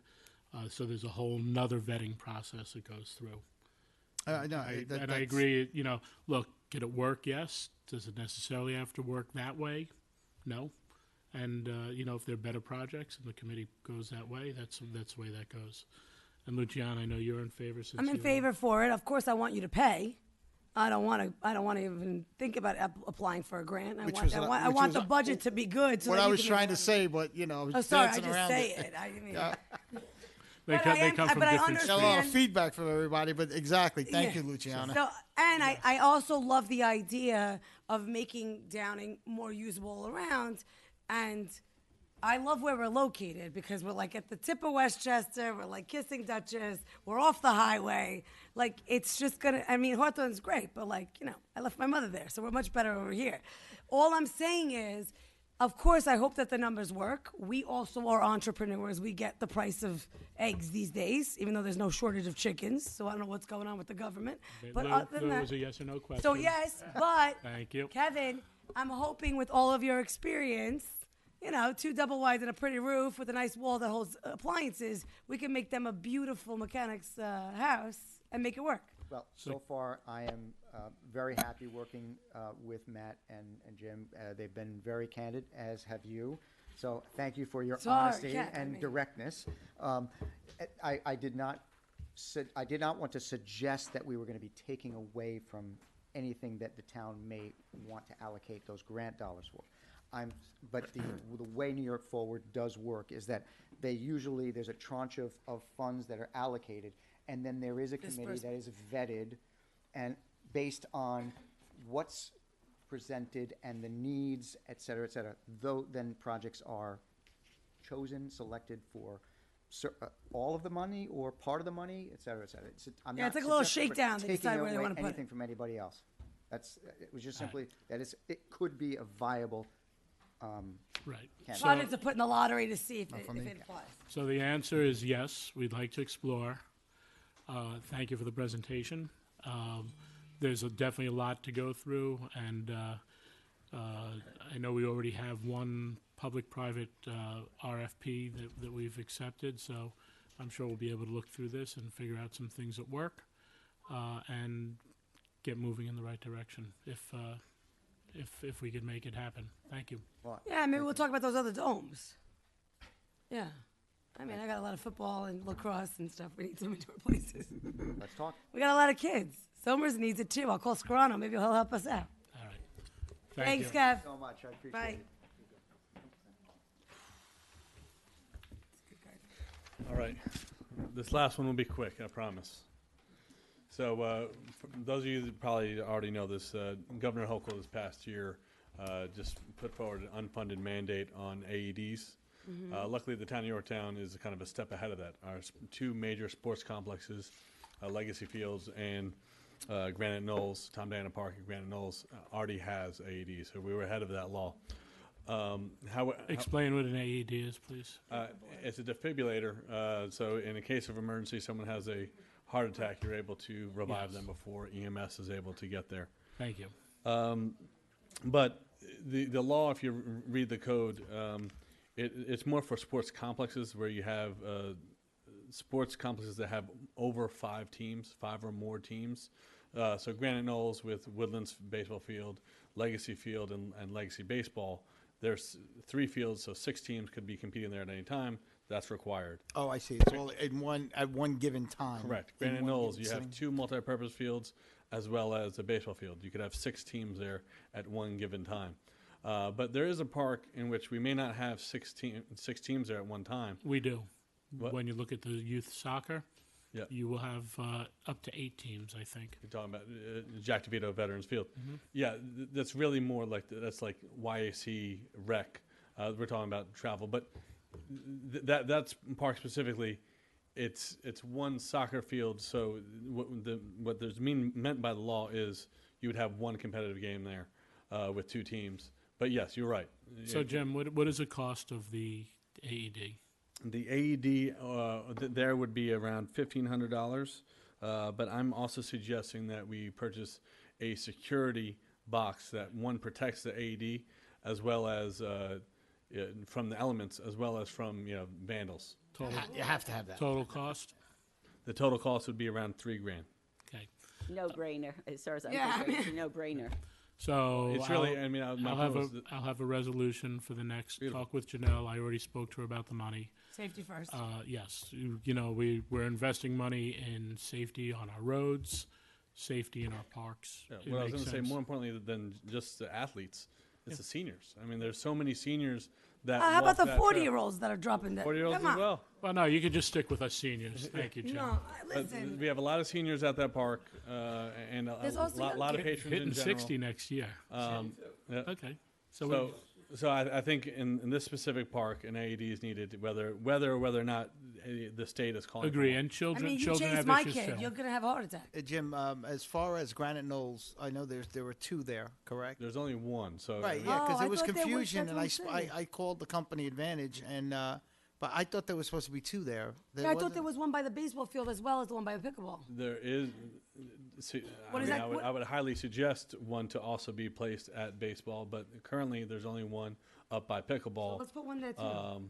So if It's on the other somebody side. We'll talk to Janelle. if somebody Have has the a money. if somebody has a Issue at the baseball field, then you would have there to is go all there the way is absolutely no way, given the size of Granite Knolls, that you're going to get all the way to the pickleball court, grab the AED, and get back in any significant time where you could save a life. There's just absolutely no way to do it. The facility's too big. I don't even think two's enough. But maybe we could. Find the money. Okay, Yeah. Yep. Jim, bring it up, and All right. we have both sides. 2 weeks before our next meeting, so let's get everything. I know you already have the quotes. Yeah, and everything. the quote. ready. I can get a second quote for that baseball field, and that'd be great. But we have power and stuff down there anyway. Jim, out of curiosity, where would you put it at the DeVito Field? At Jack DeVito Field, there is right next to the gazebo. There's a panel that's already currently there, and we would just put it on that panel. And at Granite Knolls, you could just put it where the bathrooms are. Correct. That'll serve half the football field and the baseball field. Yeah. And then the other AED will serve the other half. That, you know, And And the pickleball. pickleball closest court. proximity. You know what I mean? It'd And be in this- the middle. Could go on the back of the dugouts also. Oh, yeah. Back of the dugouts is another. That'd be a We good. got power. That'd be a good spot too. Yep, power would be required. All right. So So, Jim, before you go away, I know we had the conversation. Granite Knolls solar canopy came up. Like I said, you have 3 people on the board who already, after the last contract, went to pieces, decided not. I know we spoke about possibilities. yeah, people start to forget about the origin of the solar project, right? It wasn't necessarily about solar's great, but it wasn't about just having solar at No, Granite it was Knolls. paving and The- making money for the Parks and Rec Department. The whole point was to fund the paving at Granite Knolls, which is so needed there. I mean, if you look at the stone that's being thrown around in the parking lot, it's just not an adequate parking space, especially when you're talking about people with AED needs and seniors. So that's the whole point. And really, we need to focus on paving that parking lot more than solar in that specific location. But solar would be nice, and I'm willing to have the conversation. So have you thought about taking a look at the other parks and to see where some solar, like I know I spoke about Shrub Oak Park, you were worried a little bit about flooding Yep. in there. I think most of the stuff is up off the ground anyway, but Yep. But- was there any thought or any conversation with the commission at all? Yeah, I mean, Adam brought a good point at the meeting we were at earlier this week. Was will there be as much of a benefit to the town of your town with a lot of those benefits kind of heading the sunset? So I guess my question here is, and I guess I'll have this discussion with you guys publicly if you want, but like paving and solar are 2 different things. We want the solar to fund the paving, but if the paving has to get done, aren't there other vehicles to get them funded to pave Granite Knolls? Well, look, if they want to come in with it, so part of the paving of Granite Knolls was going to be because of the stanchions there, they were going to blacktop them in, correct? Yeah, it was necessary to Right. do the solar. No, it worked together at But- giving them the right. project, and I think that was why we had all that negotiation. But I'm saying, right now, I just want to be very clear. The goal is to get it paved, and obviously, we want to make sure we flood our parks because our parks are for enjoyment, and they're a part of the charismatic or the charisma of this town. However, then there's solar. So I'm fine if Yorktown 100 works with their solar projects and it funds the paving, but at the end of the day, isn't there a way for us to find money to just pave the parking lot so people can walk on it? Wheelchairs don't have to get stuck on it. What happens is you back up, everyone's driving an SUV, half the rocks end up at the back. Yeah, it goes everywhere. So someone else is in a wheelchair or something, or with their grandparents with the chairs and the kids, and it gets really dark. So it's also not safe, right? Because it goes from paved to just rocks to gutters filled with rocks, because even if you put the sheet on them, or the, what is it called, the fishnet that we used to put the wire to hold the gravel, it goes right through it because it's so heavy. Then the water, I mean, I don't, and then, and now Which if is you why look we're at it, ta- the item 4, where the gravels are on it, it's all, that's why it's so dusty, Michelle. It's so item 4 that it has no more grip. So then this should probably, what you're saying is, notwithstanding the solar, this should be Yeah. on Jim's major project list. Yeah, and also we should find ways to figure out where are we getting money, He has a budget, he's gonna need to figure it but out. outside of the budget. We could look at it, but this isn't the time and place. No, I know, but I'm just saying I don't want to confuse you. And the first step of that is that DEP approval that we went through a bit with the solar. So I need to try and figure out with Dan whether that DEP approval was with the solar, or can we still do it Without I think it that was- part of it, yeah. so, and I know you spoke to Dan already, so, and I do know he's listening, you don't have to come up, Dan, cause he said he was gonna hang around, but. Could Highway do it?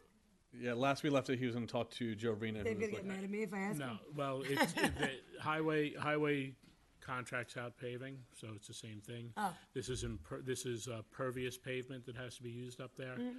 which is a different story and a whole different beast than regular paving. Well, there isn't really, because some asphalts are allowed to be permeable because they're the bigger nuggets. So what they actually are connected with is called gator glue. So instead of it having tar and hydraulic cement, they're covered in gator glue like you would put like as your joints. So it expands and moves water right through it. Or you can use those pavers that look like pretty stones. We have those at Even Junior. that would be better than what's there right now. All right, can I just go back?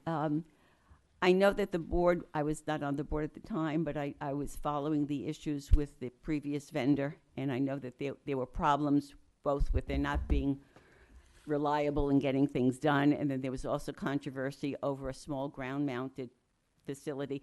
The only opposition was really to that little side ground-mounted part. Nobody ever No, they had. changed their fees and everything. Well, there were issues with that vendor, all right? But why, if there were issues with that vendor, are you so against discussing what are your other issues with just, forget about the previous vendor. What's wrong with solar canopies over the parking lot? I think they're ugly. Well, Not the only town that. has talked about, you want to promote solar, and you keep talking about You talk about it. I don't canopies. talk about All right, Susan, we're going to have a public hearing tonight on solar power, and on a moratorium, and Where are the batteries going? all of the comments we have had have been, don't cut down our trees, and don't give us a crap view. Granite Knolls has a panoramic view from its heights. To put the solar canopies in front of that view sort of goes against everything that people have been talking about with the solar laws. And then we got to worry about the So- battery so I- disposal, the maintenance, Never the rust. reviewed, in all of the discussions, the visibility issue was never, the aesthetics was never discussed. So I don't know whether they will. It was discussed, but we didn't have to. You know what? It went through.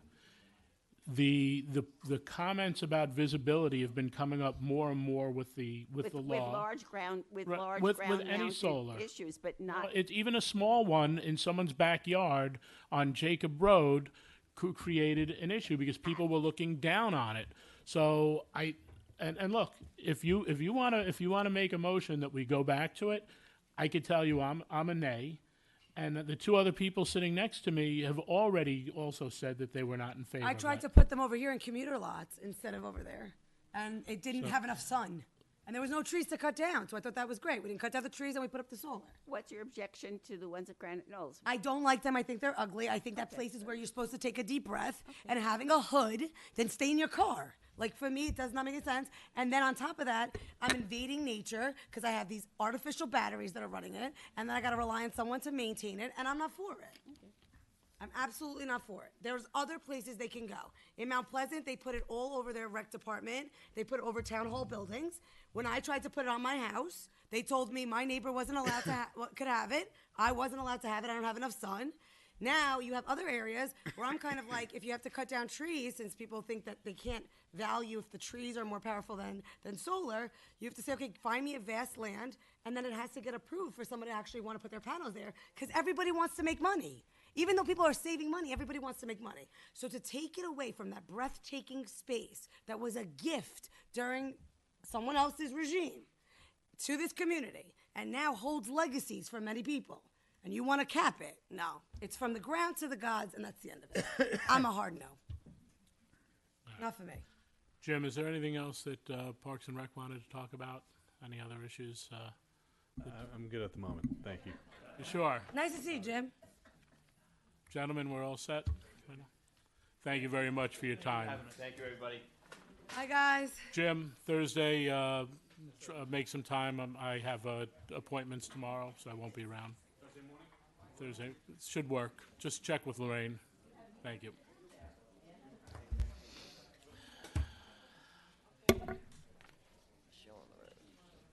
Okay. All right. I'd like to convene public hearing on proposed local law to consider a large-scale energy system moratorium. This is not about different projects. This is just about a moratorium. Why we should, why we shouldn't. We have our notice over here to our right. I know there have been a lot of comments about solar in general, but this is not a this is not the law.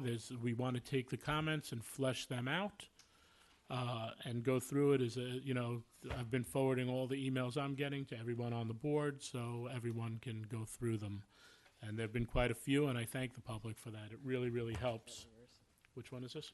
Just anyone, maybe. If you haven't seen, you want to read them in. All right. County planning referral. They don't have any problem. Yep. They just want to know about our decision. They're fine. This is Zarin and Steinmetz representing Freestone. They're in favor of our update the town's regulation on solar energy. There's some questions about the law that we were looking at, but we decided to extend the moratorium instead. So this is sort of a little out of that. This refers to the law. And most of the comments in there were about what they want to see in the law, but this is not about the Correct. law. This is about the moratorium. And then there were some comments from Jenny Sunshine.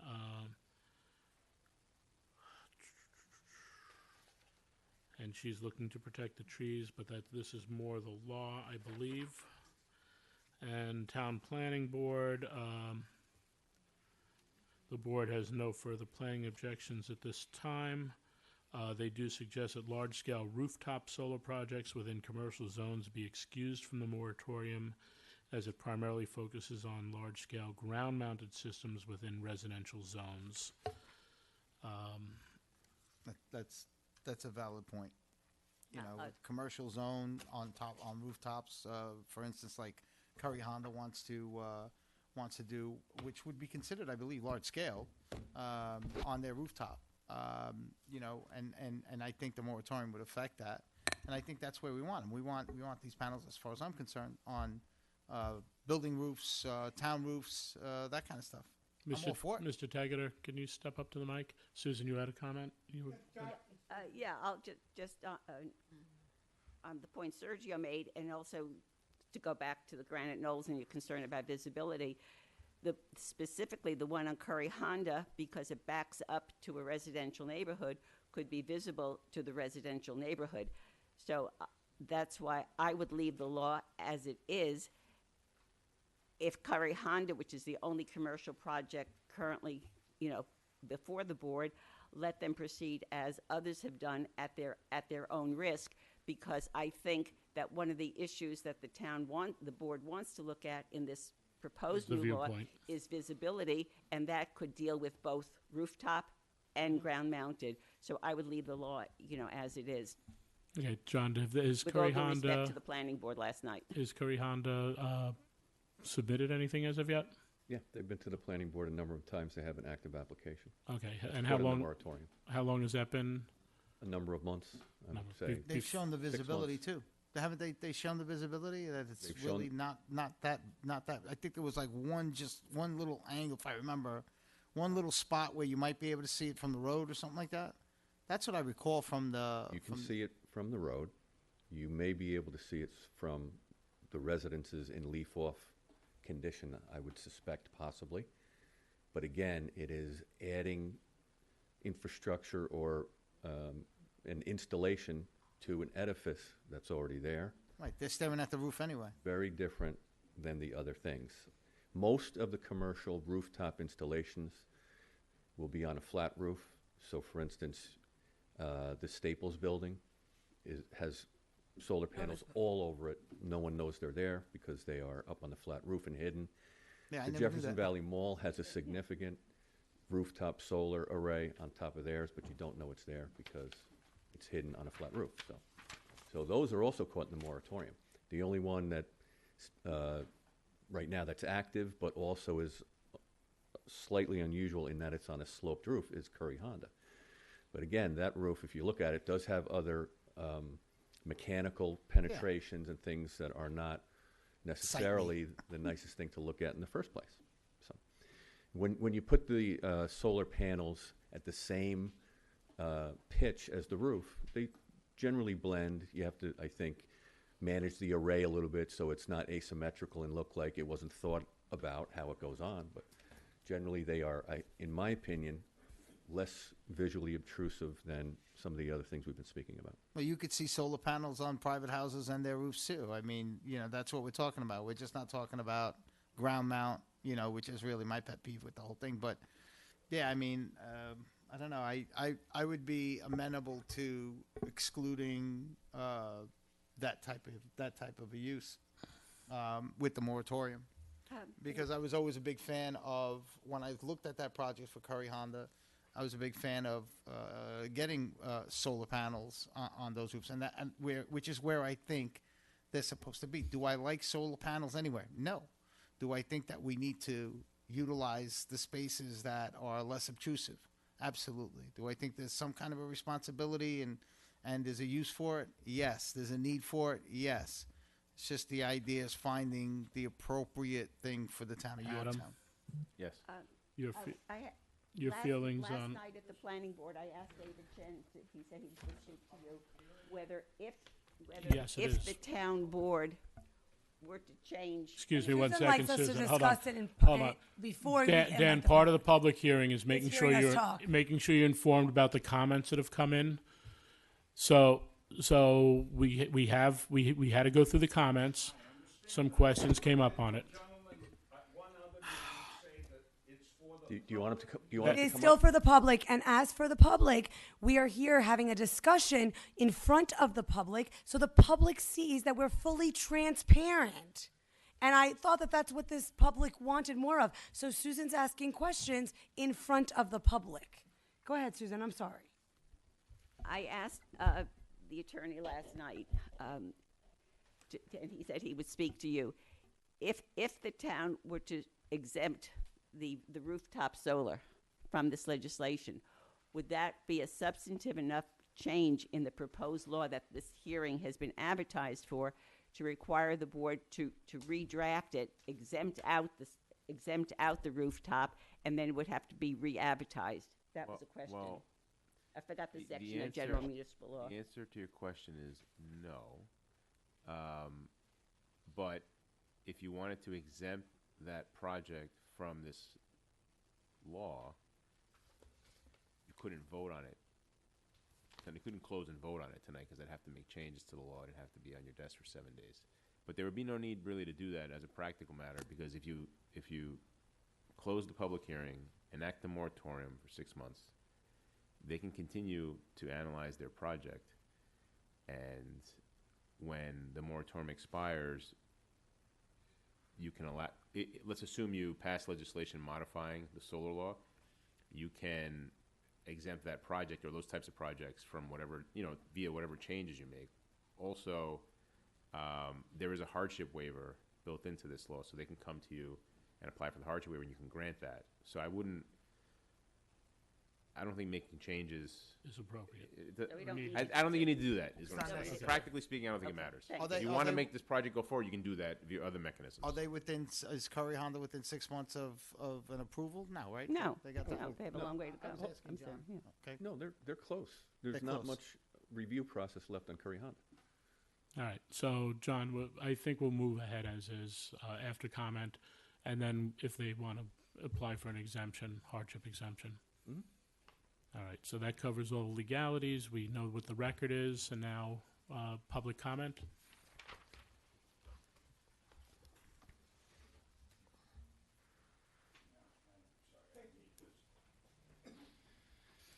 And once again, as a reminder, this is about the moratorium, not about different projects, and if you're in favor of or against the moratorium. Thank you.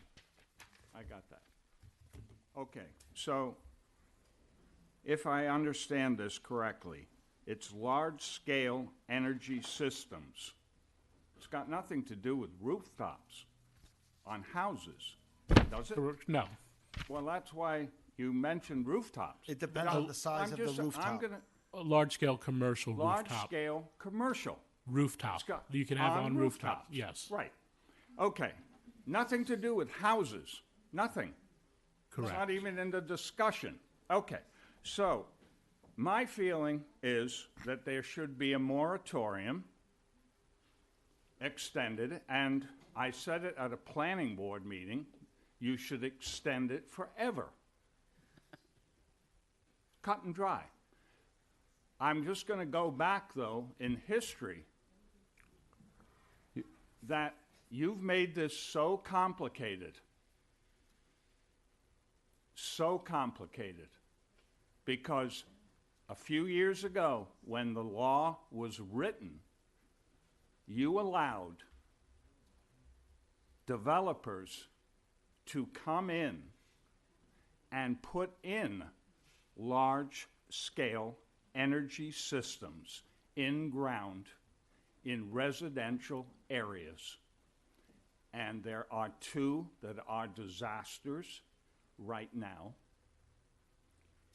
And it should never have been allowed. And I will then finish my comment by saying there should be no in-ground, large-scale, solar-mounted, whatever you call it, in a residential zone. Thank you. Thank you, Dan. Dan?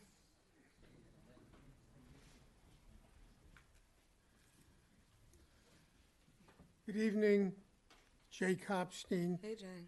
Extend the moratorium until we have a chance to look at alternatives, to listen to the people in the town, and listen to our council. Thank you. Thank you, Jay. Thanks, Jay.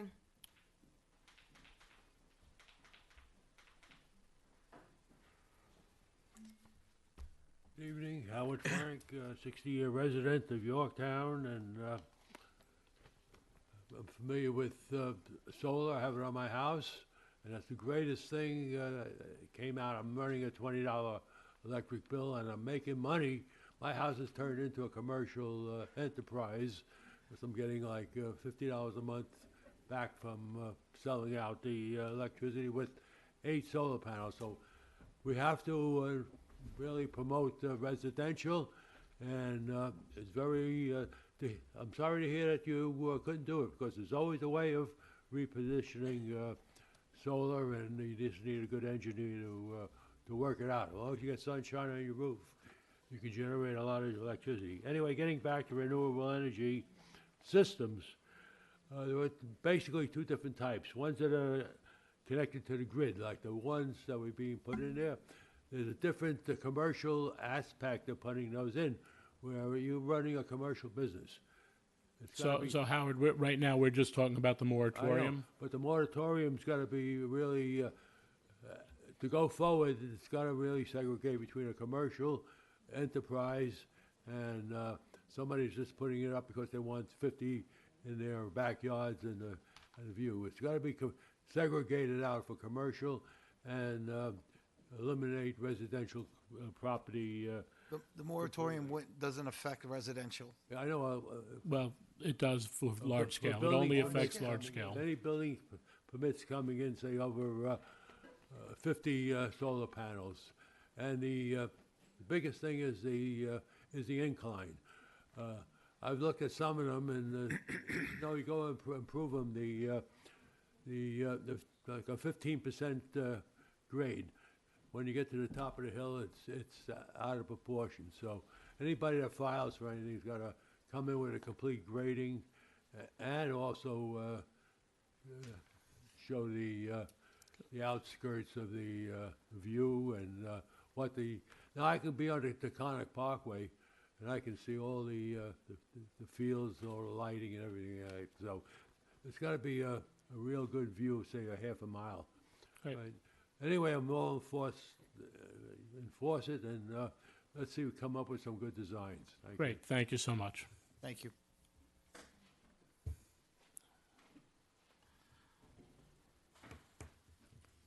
Hey, Howard. Hello, good evening, feels like afternoon. I'll make it really fast and I'll say no. Howard Gould, my name. Someone call me? Sorry. Yes, I was yelled at I love the before. shirt, Howard. Thank you. I should get a shirt that says Show no it off. holding the mic, but I said I was going to make it fast, so forgive me. No faces, please. I can see the faces. I have a fan club. It's called Make a Face. Howard, Okay, please. anyway, to get Thank to you. the point, it says no, I would say no to in-ground residential, large scale, and that's my answer. So you're in favor of the moratorium until we flesh out the law? Yes. All right, thank you, buddy. Any other public comment? Okay, motion to close public. Motion. Second. All in favor? Aye. So, motion to adopt the moratorium. Motion.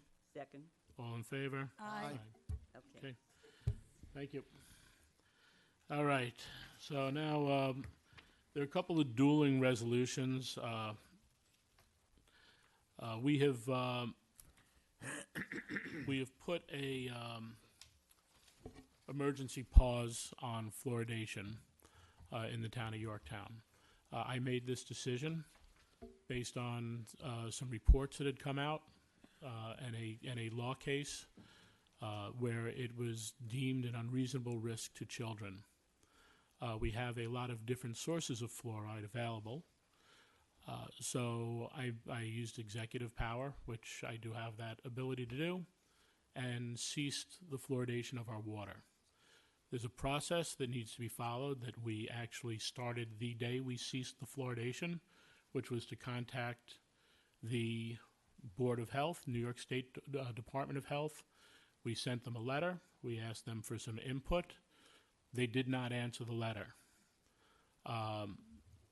Under the law, you're supposed to talk with health professionals, which we have. We had a public hearing. Health professionals came in as well. We are looking to modify our law. In addition to, at this point, notify this cessation of fluoride until voted on at a later date when more information through the EPA comes out. In the agenda, there are two resolutions, one proposed by Councilwoman Siegel regarding the fluoridation, which is basically saying that we failed to comply with Section 1100A of the Public Health Law when it discontinued fluoridation, and that the town of Yorktown intends to comply with Section 1100A by complying with the above requirement of public health law, posting all further action on proposed local law that would amend Section 281 fluoridation while it complies with Section 11A of the public health law, and immediately reactivate its fluoridation system, which it complies with Section 1100A of the public health law. Well, in consultation with our attorney, I am not in the feeling that we violated the law because there are two separate things here: the law and the emergency cessation or pause of the fluoride. As we move forward with the notifications, with the we've reached out to find out about different ways to offer fluoridation through the town for people that choose it, and a proposal for a resolution was submitted by me that basically, well, I'll read it because it's both in there. Whereas the September. Excuse me, it's interesting that you're reading yours, but you didn't read all of mine. I'll but read go yours. ahead. I'll read yours No, first, go ahead. Susan. No, I go- thought I no, hit the no, high points. I will read through yours totally. No, go ahead Nope. and read yours. because Whereas I will Section comment on it. 1100A of the New York State Public Health Law requires municipalities planning to discontinue their fluoridation system to issue a public notice prior to any such discontinuation, and that such notice shall include a summary of the municipality's consultations with health professionals and the State Department of Health concerning its proposed action. And whereas Section 1100A of New York State Public Health Law requires municipalities planning to discontinue their fluoridation system to provide the State Department of Health with written notice of its intent at least 90 days prior to any such discontinuation, and whereas such written notice is required to include the municipality's plans to provide any alternatives, if any, to fluoridation that may be made available to the community, and whereas on September 26, 2024, the town of Yorktown failed to comply with Section 1100A of the Public Health Law when it discontinued its fluoridation system without complying with the above noted requirements of Section 1100A of the Public Health. Now therefore be it resolved that the town of Yorktown now intends to comply with Section 1100A of the Public Health Law by complying with the above requirements of Section 1100A of the Public Health Law, postponing all further action on a proposed local law that would amend Section 281, fluoridation of the town's water code, while it complies to Section 1100A of the Public Health Law, and immediately reactivate its fluoridation system while it complies with Section 1100A of the Public Health Law. That was the resolution proposed by Councilwoman Siegel. And to go through. Do you want me to read yours? No, I'll read it. I think I might have you read it, or I might have Adam read it.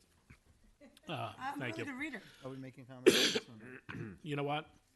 I will just ask if anyone wants to make a motion on that proposed.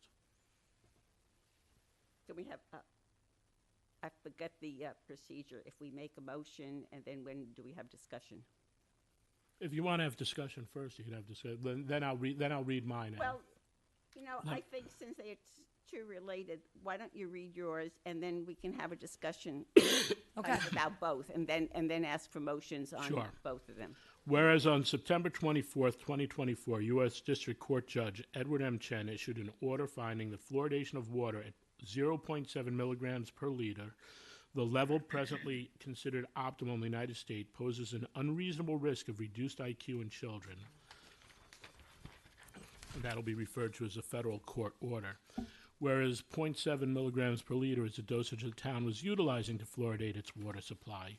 Whereas on September 26, 2024, based on the federal court order, the town made an emergency determination to suspend the fluoridation of the town's public water supply, emergency suspension.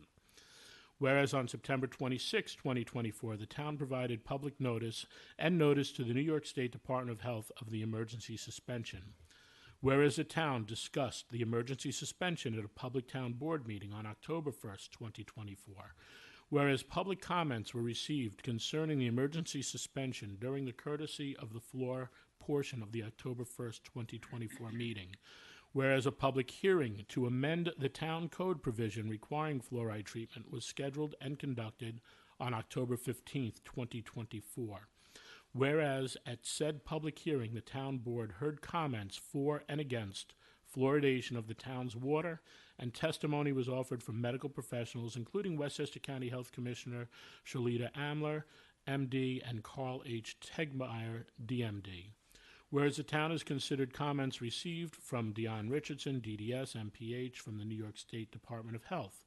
Whereas the town has reviewed and taken specific notice of the extensive data and studies included in the federal court order. Whereas the town, after due deliberation and consideration, has determined that it is appropriate and in the best interest of the town to analyze whether it is appropriate and in the best interest of the citizens of the town to fluoridate the town's public water supply. Whereas, based on the foregoing, the town has now reached a preliminary determination to continue the emergency suspension and discontinue the use of fluoride in the town public water supply, and, based upon that preliminary determination, to proceed in accordance with the requirements of New York State Public Health Law Section 1100A to discontinue the fluoridation in the event the town board subsequently determines to make a final determination. And whereas in reaching said preliminary determination, the town has further considered the existence of alternates to fluoridation that are widely known and commonly accepted, and that include such normal and routine actions such as the maintenance of good oral hygiene through regular brushing and flossing, maintenance of a balanced nutritional diet, as well as a topical application of fluoride toothpaste, fluoride dental treatments, and fluoride mouthwashes. Now, therefore, be it resolved that the town preliminarily determines to discontinue the fluoridation of the town public water supply, and it is further resolved that the town shall issue notice to the public of this preliminary determination to discontinue fluoridation so as to receive public comment in all accordance with the New York State Public Health Law Section 1100A, and it is further resolved that the anticipated date of discontinuance is January 21st, 2025, and it is further resolved that the town provide the New York State and Westchester County Health Department written notice of its intent to discontinue fluoridation. Okay, using my general comments. My resolution deals with what happened on September 26th when you shut down the system.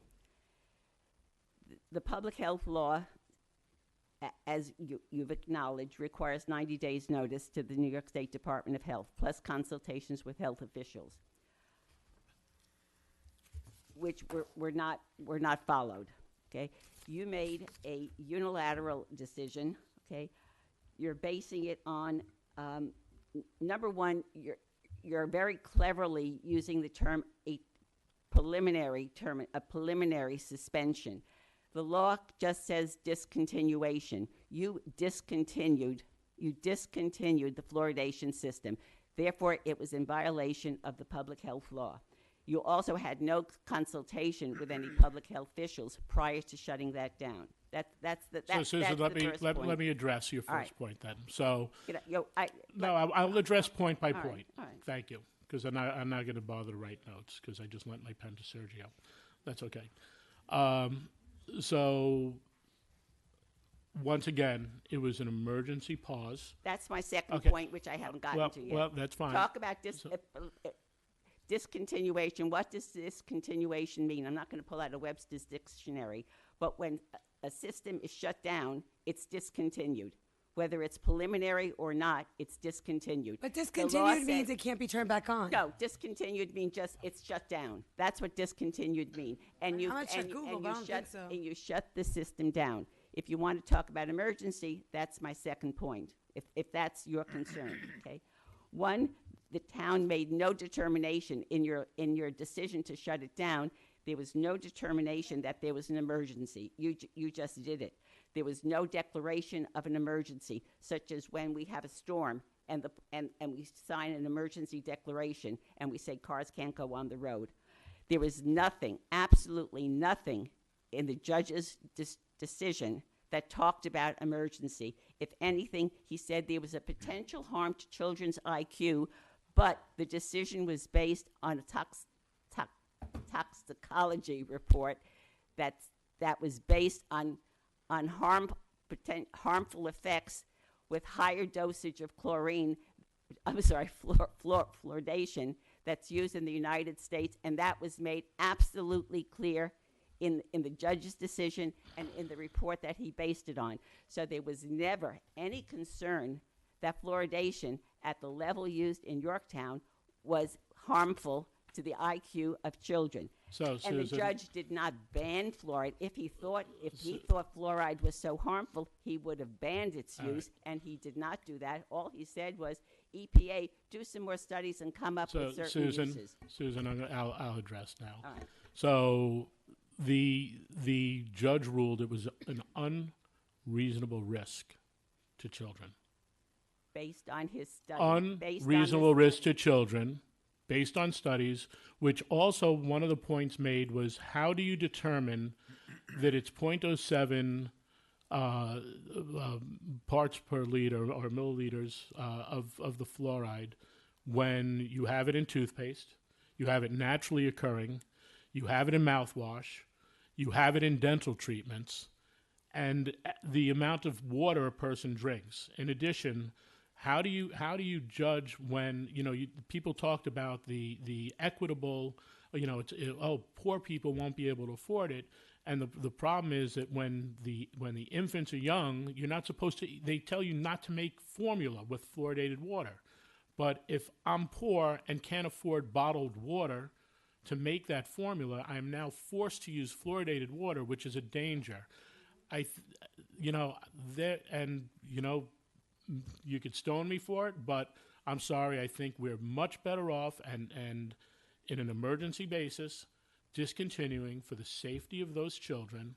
And I don't understand with the amount of fluoride out there why it is such a big a big thing with the fluoridation, because there's also a study that came from the Cochrane Library, and they're very well known for doing the research, that the other sources of fluoride have diminished the amount of fluoride or fluoridated community water that's needed. Adam, I think you actually had a couple of comments that went from our discussions. No, Adam. Yeah, I mean, there's lots of things. I mean, Ms. Siegel said something that I have to say I completely disagree with. The judge clearly found that fluoridation at 0.7, the levels that were previously considered to be optimal. Ma'am, Let him speak. I read it very clearly. I quoted it. I quoted to you. He said very clearly that fluoridation at 0.7, the level that is considered and previously considered optimal in the United States, poses an unreasonable risk to the health of children. Period. Okay. I've read it. I have it highlighted. I know exactly what it says. In terms of the notion that we violated Section 1100A, I disagree. There was an emergency suspension. If the town didn't intend to pursue discontinuation, there would be no purpose and no rationale to pursue the procedures in 1100A, which we're now intending to do via this resolution if it passes tonight. Number one, I'm not going to argue tonight the pros and cons of fluoridation. I'm arguing complying with the public health law, that and my resolution basically states that the supervisor, when the supervisor made that judgment, and I do not believe that you had the authority to violate not just public health law, but you violated a town law, because the town law, our Yorktown Town Code, requires fluoridation, which is interesting. If the point about all the other sources of fluoride, okay? In our code, which goes back to 1965, it's very interesting. It says not to exceed 1.5. Over the years, as there's been the fluoride toothpaste and mouthwash and all of those things, the public health officials have said, we don't need 1.5. Let's go down to 0.7. So are you sure that's because they didn't discover it was a danger? Because 1.5, they've come out and said point blank 1.5 is a danger.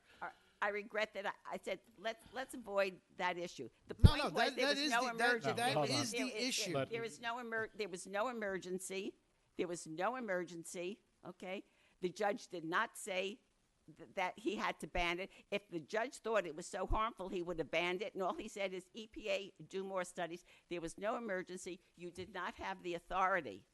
Okay, even though you're the I town, believe- I you believe did not he have did. the authority, and you did not consult with any health professionals when you made that decision. So all I'm saying is, by 90 days, don't do anything, reactivate the system, and then consult with officials, and then follow the law. Mava. So Susan, once again, please, folks, Susan, as I have said repeatedly during this whole process, I could always put it back in. I cannot take it out of Somebody's someone body. that has it in them already. You know that So- once you discontinue, you're not going to put I it do back not in. know that. They can brush Susan. their teeth with Hold- fluoride hold- toothpaste. Hold on. Adam? I'd like You- to speak, I'd like to make a couple of comments. Well, let Adam speak on the legality, and then you could. No, I think I've said it. I mean, the town did an emergency suspension for reasons that I think are obvious and outlined in the resolution. It did not engage the process of 1100A because it didn't make a determination to discontinue the fluoridation. And we're pursuing that process, which was always the intention, which is why we reached out to DOH, which they've decided And I to think I've ignore. always been, I think every piece of literature out there, our press release, anything I've done, anything I've said is temporary pause while we get through this. Sergio, what were your By the way, comments? just quickly, as your attorney, I have to make this very clear. I would strongly caution against adopting a resolution that says the town violated the law. Amen. So look, what Burn this happened down. here, there were two competing health issues. Everybody says fluoride is healthy, and the judge ruled that it could be dangerous, it could be harmful to children. He Well, said that very clearly. EPA admits that it can be dangerous. Okay. I mean, it's All right, not, Susan, that's not excuse me, I'm subject to speaking. debate. Of course. The dosage. That's Okay. Take a bottle of aspirin. If I need to start Okay, now we're speaking having over you, I suicide will do watch. that because I'm very Here, good fluoride at is that. suicide. Okay. So One there were at a two time. competing health issues, and an emergency call had to be made, and the supervisor made it, and I support him 100%. Now we're trying to discuss this. This discussion has already been had at the public hearing that we had the other week. You're bringing it up again, and you have this resolution, which is nothing more than a dog and pony show, because you're just trying to be divisive. And since you've been on the board, you've been nothing but divisive. Try working with us because we're trying to do what's good for the town. I think we all have the same intention. We want to do what's right for the town.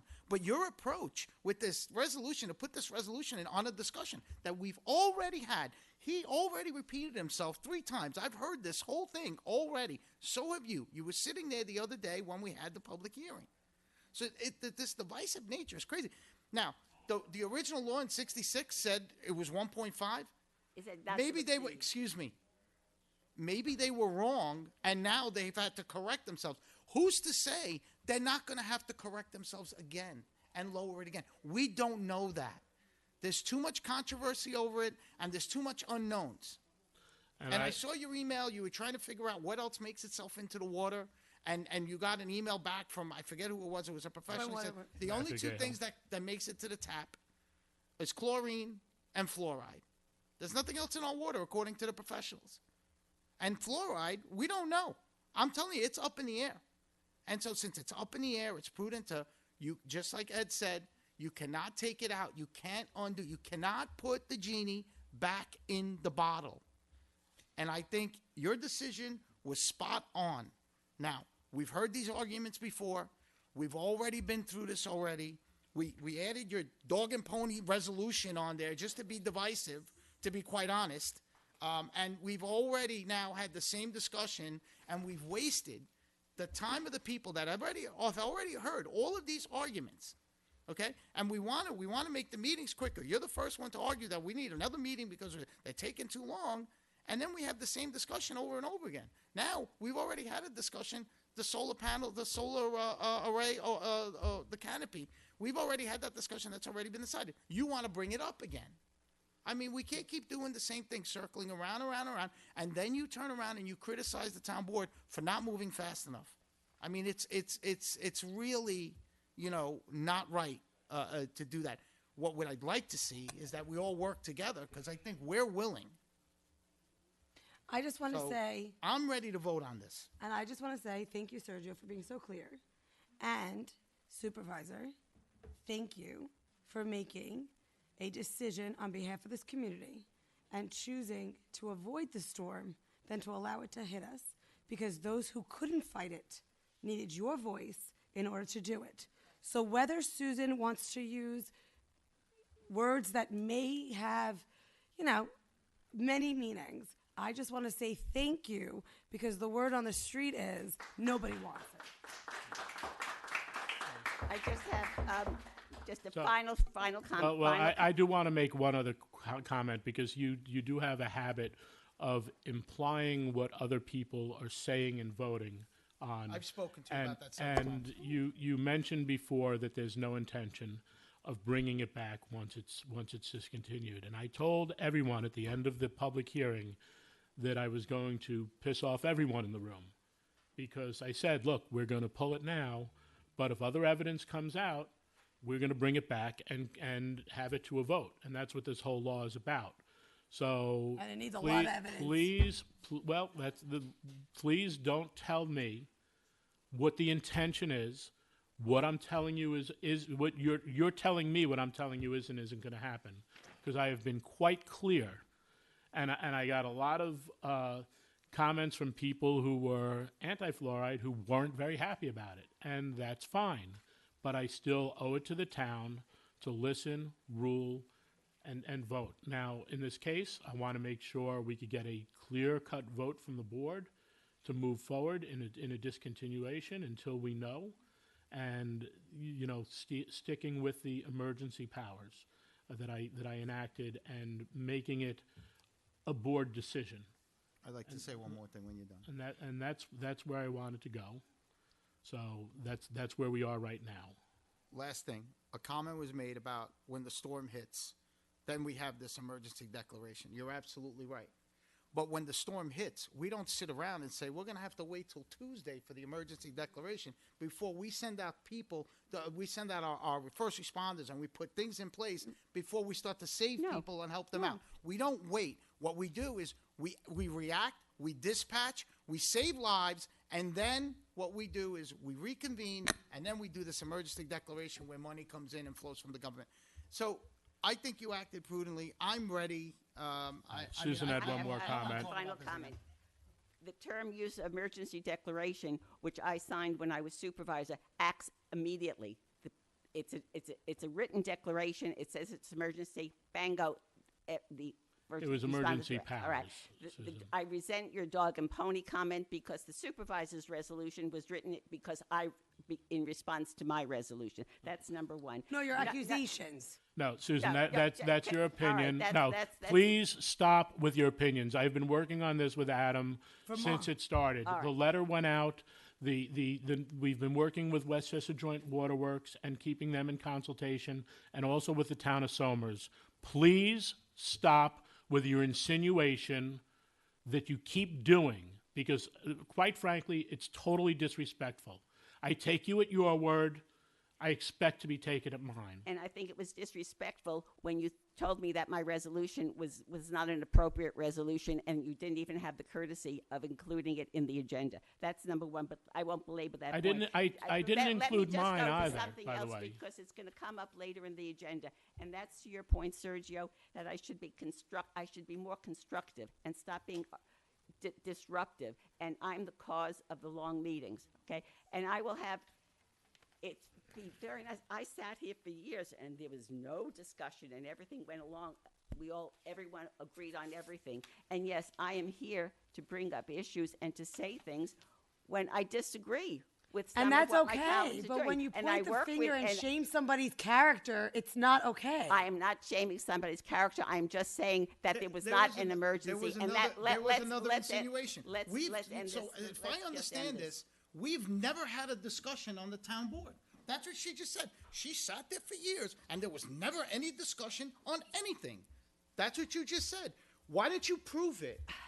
All right. Do you have proof that we never? No. I'm asking you to prove it right now. So Do you I, have any so I proof? misspoke. You never had discussion. Once again. Okay. Once So again, you misspoke. That's Once right. again. But anybody who That's the divisive nature that you bring to the anybody table. who has sat here over the years, okay, has seen that, and so I will continue to raise issues So when now I you're disagree. speaking on behalf of other people that have seen something that you don't know what they've seen. As I will have. Actually, I agree. I agree with Susan that she has a right to do it. I She does just, have a right. once again though, Susan, I will say your insinuations are what causes the division. So, Sergio's insinuations that I'm That- not constructive, No, that it's I'm disruptive. Susan. I find you to be incredibly valuable, and I think you have abundance of knowledge. But you're passive aggressive and disrespectful is when you actually tell me what I haven't done or what we haven't done or how we could have done it better instead of collaborating on your wisdom. And I think that's what he's saying. So no.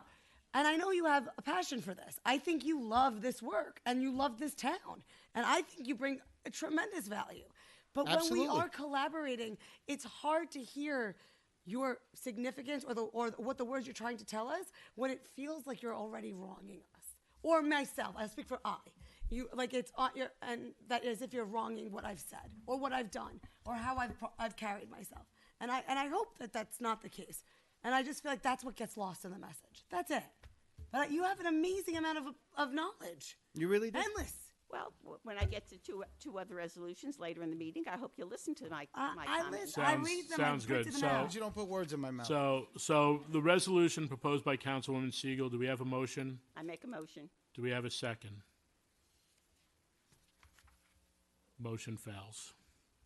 Resolution proposed by Supervisor Ed Lachman regarding fluoridation. Do we have a motion? Motion. Second? Second. All in favor? Aye. Aye. All opposed? Nay. Okay. It's one nay and three ayes. I don't know. I'm just helping you out. I'm your like left-hand man. All right, thank you. All right, now on the decision on the proposed local law to amend Chapter 280 entitled Water Fluoridation by replacing Section 281 with the following language. The Town Board will consider amending Chapter 280 entitled Water by replacing Section 280-1 with the following that's repeated, sorry. The Town Board may establish by resolution whether and how the public water supply of the town of Yorktown shall be fluoridated. Such fluoridation must be consistent with applicable laws and regulations. Can I have a motion? Motion. Second? Second. All in favor? Aye. Opposed? Opposed. I won't tell you. All right, moving into personnel. Appoint Kim Hughes, permanent senior office assistant rec in the Recreation Department, with a requisite probationary period, a minimum of 12 weeks to a maximum of 52 weeks. Be it further resolved, since Kim Hughes was appointed as a senior office assistant rec on a provisional basis, effective 3/27/23. She has already served 52 weeks of probation, and her probationary period will attain permanent status effective 10/23/24. Appoint Joseph Curro, probational maintenance mechanic welder in the Highway Department, with the 12-week probationary period of no more than 12 weeks, commencing on the first date of appointment on October 21st, 2024. Let's take those first two, because I think Susan wants to Yeah. let's back on that. So, I'll make a motion that we adopt the first two resolutions. Second. all in favor? Aye. Then we have grant request for General Municipal Law, Section 207C status for employee ID 003004. Whereas employee ID 003004 was injured in the performance of his duties on or about January 17th, 24. And whereas employee requested in writing that he be granted General Municipal Law, Section 207C status for missed work related to his injuries.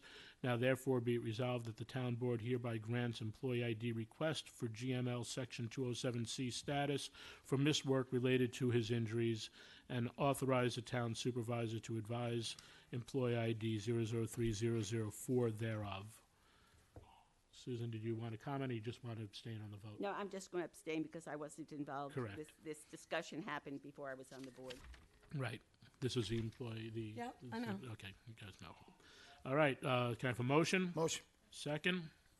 Second. All in favor? Aye. Opposed? Abstentions? One abstain, yeah. Okay, Do you want to skip the next resolution because I have some comments on that? Do you want to go through the others first? No, let's just do it. I'll do this one first, and Let's, then we can, let's get the comments. and Authorize let's have a Gregory discussion. Dietrich, Preservation Consulting, to assist the town in the adoptive reuse process for the Field Home Mansion. This was on last week's agenda. We put it off. I've had further conversation with our planning director. He has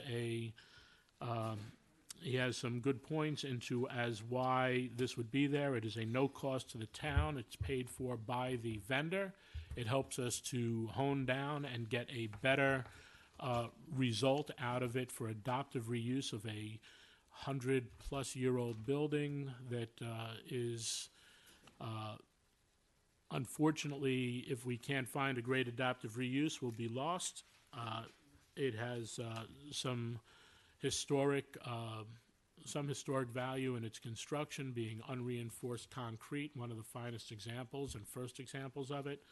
And it was also part of the Field Family Foundation, and they were part of, married into the Van Cortlandt family, so it has some pretty good history throughout, and we would like to really get the best bang for the buck when this RFP goes out, so there's some clear definition of what the town feels would be acceptable.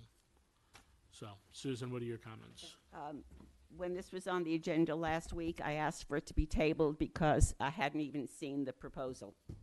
So thank you for agreeing to that and putting it on now. Now that I've seen the proposal, as soon as I saw the proposal, I sent a memo to the town board on October 18th. Let me just briefly go over some of it, okay? There's no need to hire Mr. Dietrich to, quote, assist John prepare the Field Home RFP. Doing so will only delay our eventual decision on the building's future, and delay could mean the loss of upwards to $1 million to the town. I'm saying that's an approximation because if Toll Brothers has agreed to give the building and 2.5 acres to the town could then turn around and sell it to somebody else. So there is a potential for the town to lose a lot of money on that. And we don't want to risk losing the money because if the town doesn't come up with some idea for it, Toll Brothers has already told us they will just go ahead and sell the property on their own. So we risk losing upwards to $1 million, and I think $1 million has been a figure that Toll Brothers has said the building was worth, okay? I have full confidence in John's ability to prepare the RFP for the field home, but Dietrich doesn't add any expertise to the process that John doesn't already have. John's draft, which I commented on to the board and to John 3 weeks ago, I think, very clearly spells out the board's objective in advertising the RFP. To quote, a preliminary step to determine the level of interest by developers and potential site users in the redevelopment of the property, to explore interest in alternative methods of adaptive reuse, including public-private development models, and to solicit interest by firms and individuals who may assist the town with the redevelopment of the property. With some minor edits that John and I think Ed, you also submitted, John's draft is ready for submission. Contrary to Dietrich's understanding that, quote, the intended responders of the RFP would be preservation architects, the board's intent to when it decided to distribute the RFP was to a much broader audience of investors, developers, and real estate advisors for both commercial and residential development. Mr. Dietrich's experience is in the field of historic preservation. What evidence is there that he knows how to reach out to investors, developers, and real estate advisors who are looking for new opportunities first and historic properties second? John's draft includes 3 tracks that address the above possible responders. Dietrich may have a database of architects, but not to any of the other groups. And John's draft makes it very clear that all proposals will have to respect the building's historic features. Just as an aside, I reached out to the Westchester Builders Institute, which is part of the Greater New York State Builders Institute, and they were very interested in receiving an RFP and distributing it to their members, both commercial and residential developers. He said, send it to me. I said, sorry, Jeff, it's not ready quite yet, but I'll get it to you as soon as we have. Dietrich's proposal includes, quote, assist in the review of submissions through the formulation of scoring criteria, close quote. Sounds very good, very professional, but that's not relevant to the responses we are looking for. At this preliminary stage, we're not looking for detailed proposals with site plans and financials. We're looking to consider competing conceptual reuse ideas. And if we're fortunate enough to end up with more than one idea that we like, then and only then would we ask proposers for more detailed submissions. This preliminary nature is made clear in the intent section of the RFP, but also why some editing is needed in the submissions section, which is one of the suggestions I made, that I thought John was asking for too much information when we're just looking for conceptual things. That's why I think the district proposal does not add anything to what John has already done. And with the minor edits, I think we should go ahead and get John's draft out and get as much interest as we can from this very, very broad spectrum. It's not just architects, because an architect only can reach out to their clients. We need other potential developers, residential and commercial, because we don't know what the market is interested in this building. Yes, we're going to preserve the history of it. That's a given, all right? But as Steve Tilley suggested, okay, he had some proposals, and Dietrich, in his detailed report, 95% of it regurgitated. Well, I'm sorry, 90% regurgitated Steve Tilley. Then he added some more historic information, which was interesting and certainly very valuable, but didn't add anything to its adaptive reuse potential. And then he had two little paragraphs about, well, it could be A, B, C, and D, and E. So he doesn't have the expertise that we need. John has done an excellent job in preparing this RFP, and with some minor edits, it should go out as soon as possible. And I think that the board has a history of voting to advertise an RFP even when the RFP isn't finalized, and could be finalized in another week. So that's my position, that we should scratch Dietrich. We can certainly send the RFP to Dietrich. I would value his input, just as I would value the input from the dozens of other possibilities, and I've already started to put together a list. So I have been ostracized, rightfully so, by my town clerk about trying to propose an RFP that's not ready to go, because once we vote on it, they should be ready to go with it. I do agree that that John did some excellent work, but I have John saying, you know what, I think we should have this extra set of eyes on it, and those extra set of eyes are being paid for by Toll Brothers, not by us. At this point in time, if we had approved it last week and sent it over and had Dietrich do that look, which may be, hey, you know what, John? No, you know what? This is really good. I might do this and this. We would be advertising it at the next meeting, which is where we would be regardless. I just think that there's a huge concern for me, and I know I had some conversations with Ken, that it's a very, very specialized market for the adaptive reuse. We would not be losing $1 million if we took over the building and then sold it. We would be risking having that liability on our hands and possibly not being able to do anything with it. And then if it had to be torn down, what ends up happening? We're on the build for quite a few $100,000, or possibly more, to demolish a building and get rid of it. I do not think the town should be a real estate agent. I do not think the town should be a realtor.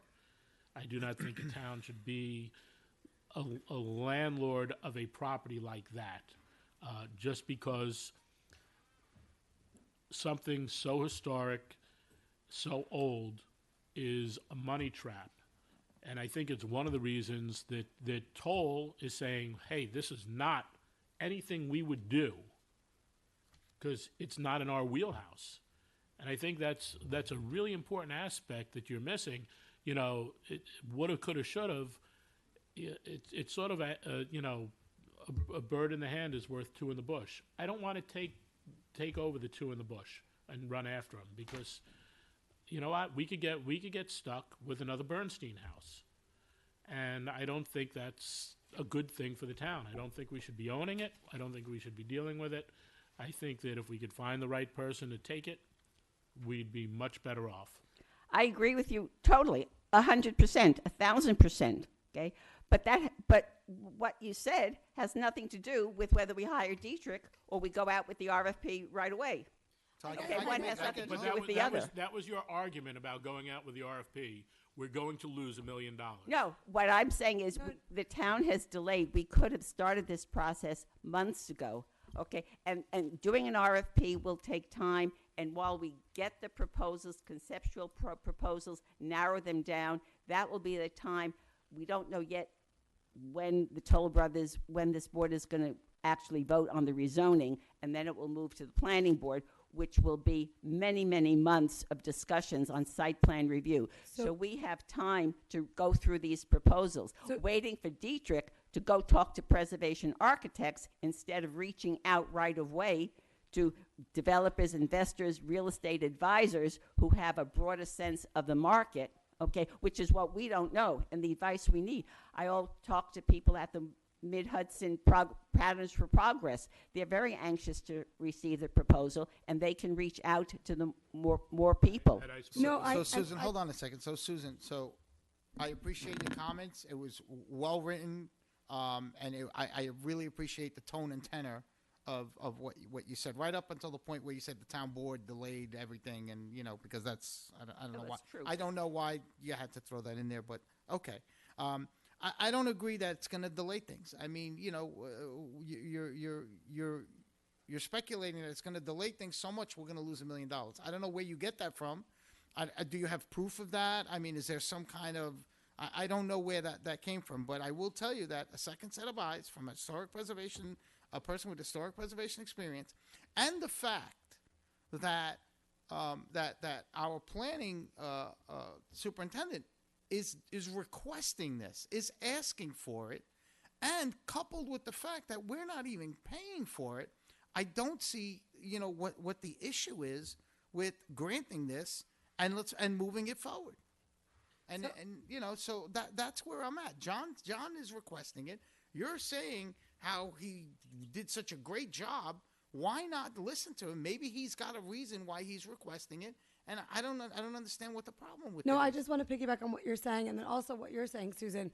We don't want to delay it. So what we're hearing Susan say is that John's RFP for this property is just as equally as sufficient as the one that Dietrich will give us. However, what I'm also hearing is that because he went off of Tilly and then added more stuff, it's narrowing down the audience to who his RFP is based on what John feels that rolling it out would be more efficient.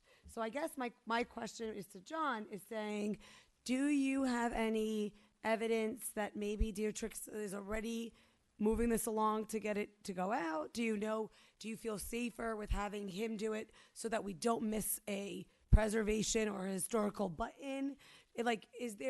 What's the value for you having him do it? And even though he hasn't been formally hired, is he already fully invested in it?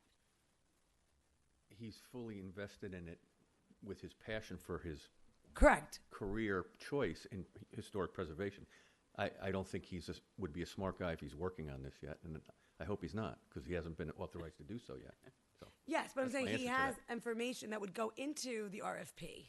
Yeah, and so listen, first of all, this RFP is not limited to preservation architects, nor is Gregory Dietrich of the mindset that we're only going to preservation architects. I have talked to him about his proposal.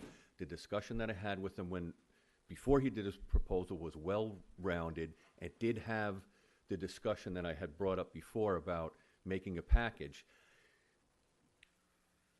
So in terms of the value of Gregory Dietrich is of his knowledge of the players in the historic preservation world, which will include investors that do that kind of work, will include developers and contractors that do that kind of work. It will include preservation architects that do that kind of work. But it's not limited to only those people. Of course not, no.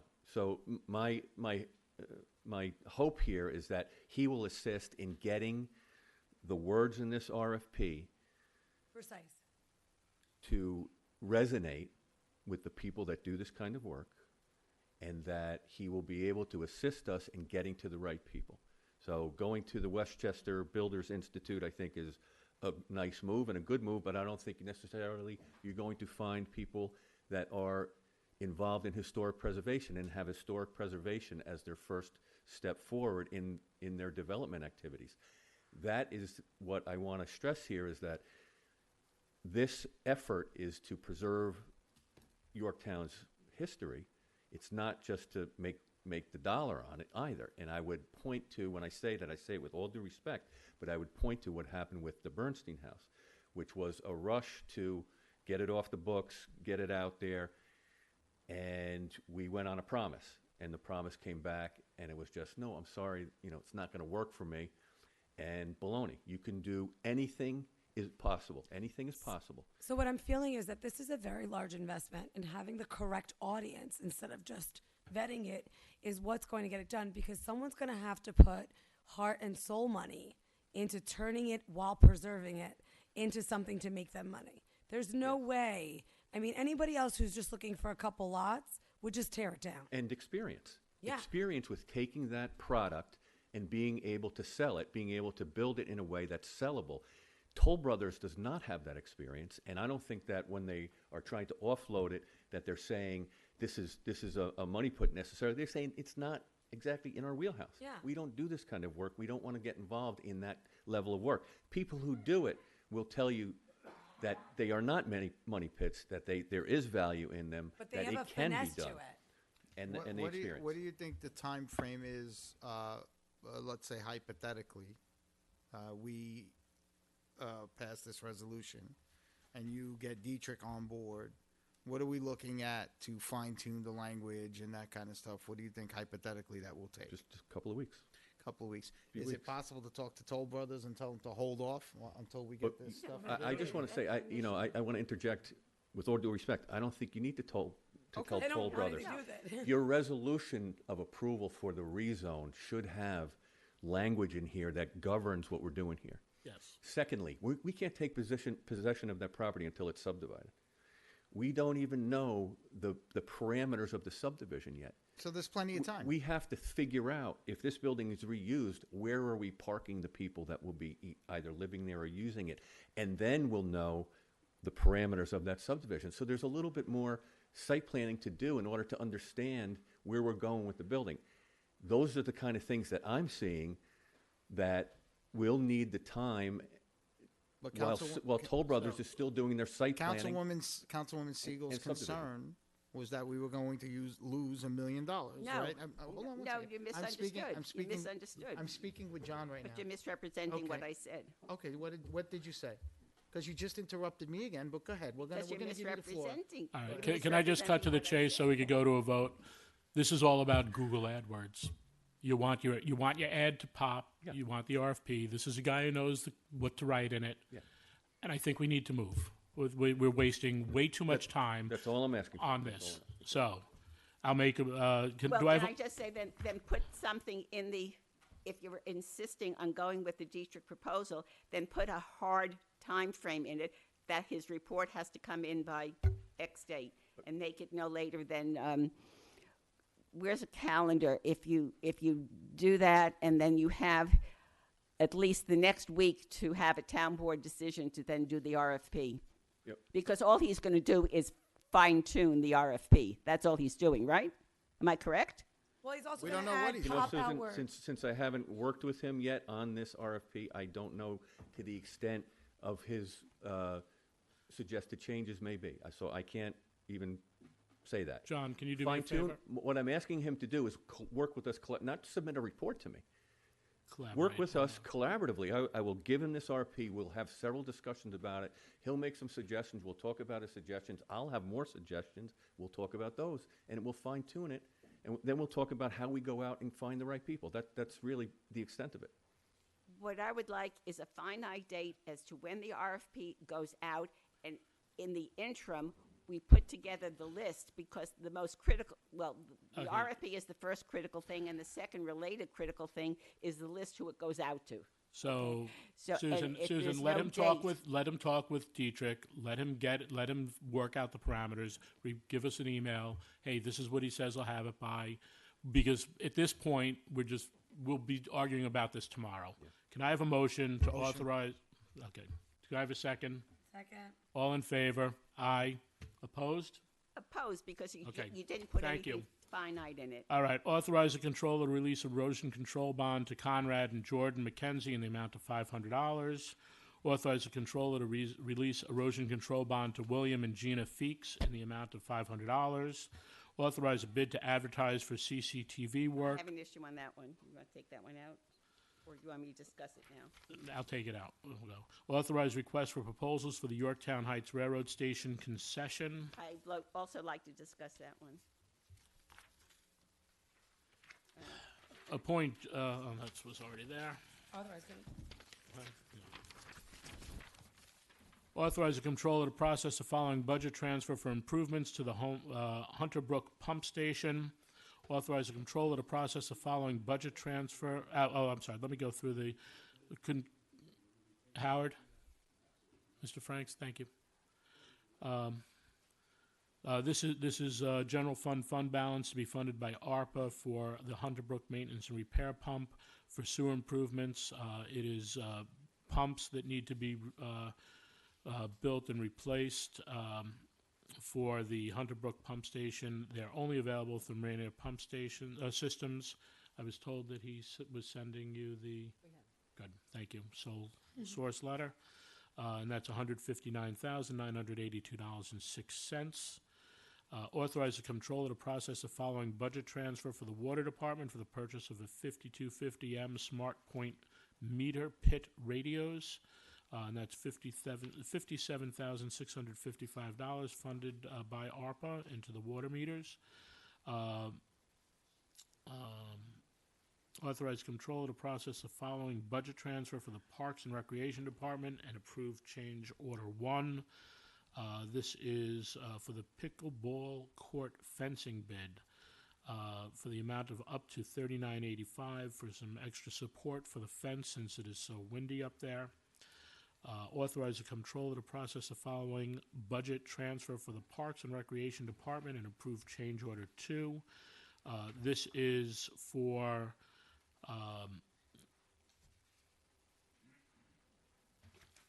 for electric to be run for lighting, so it could be done.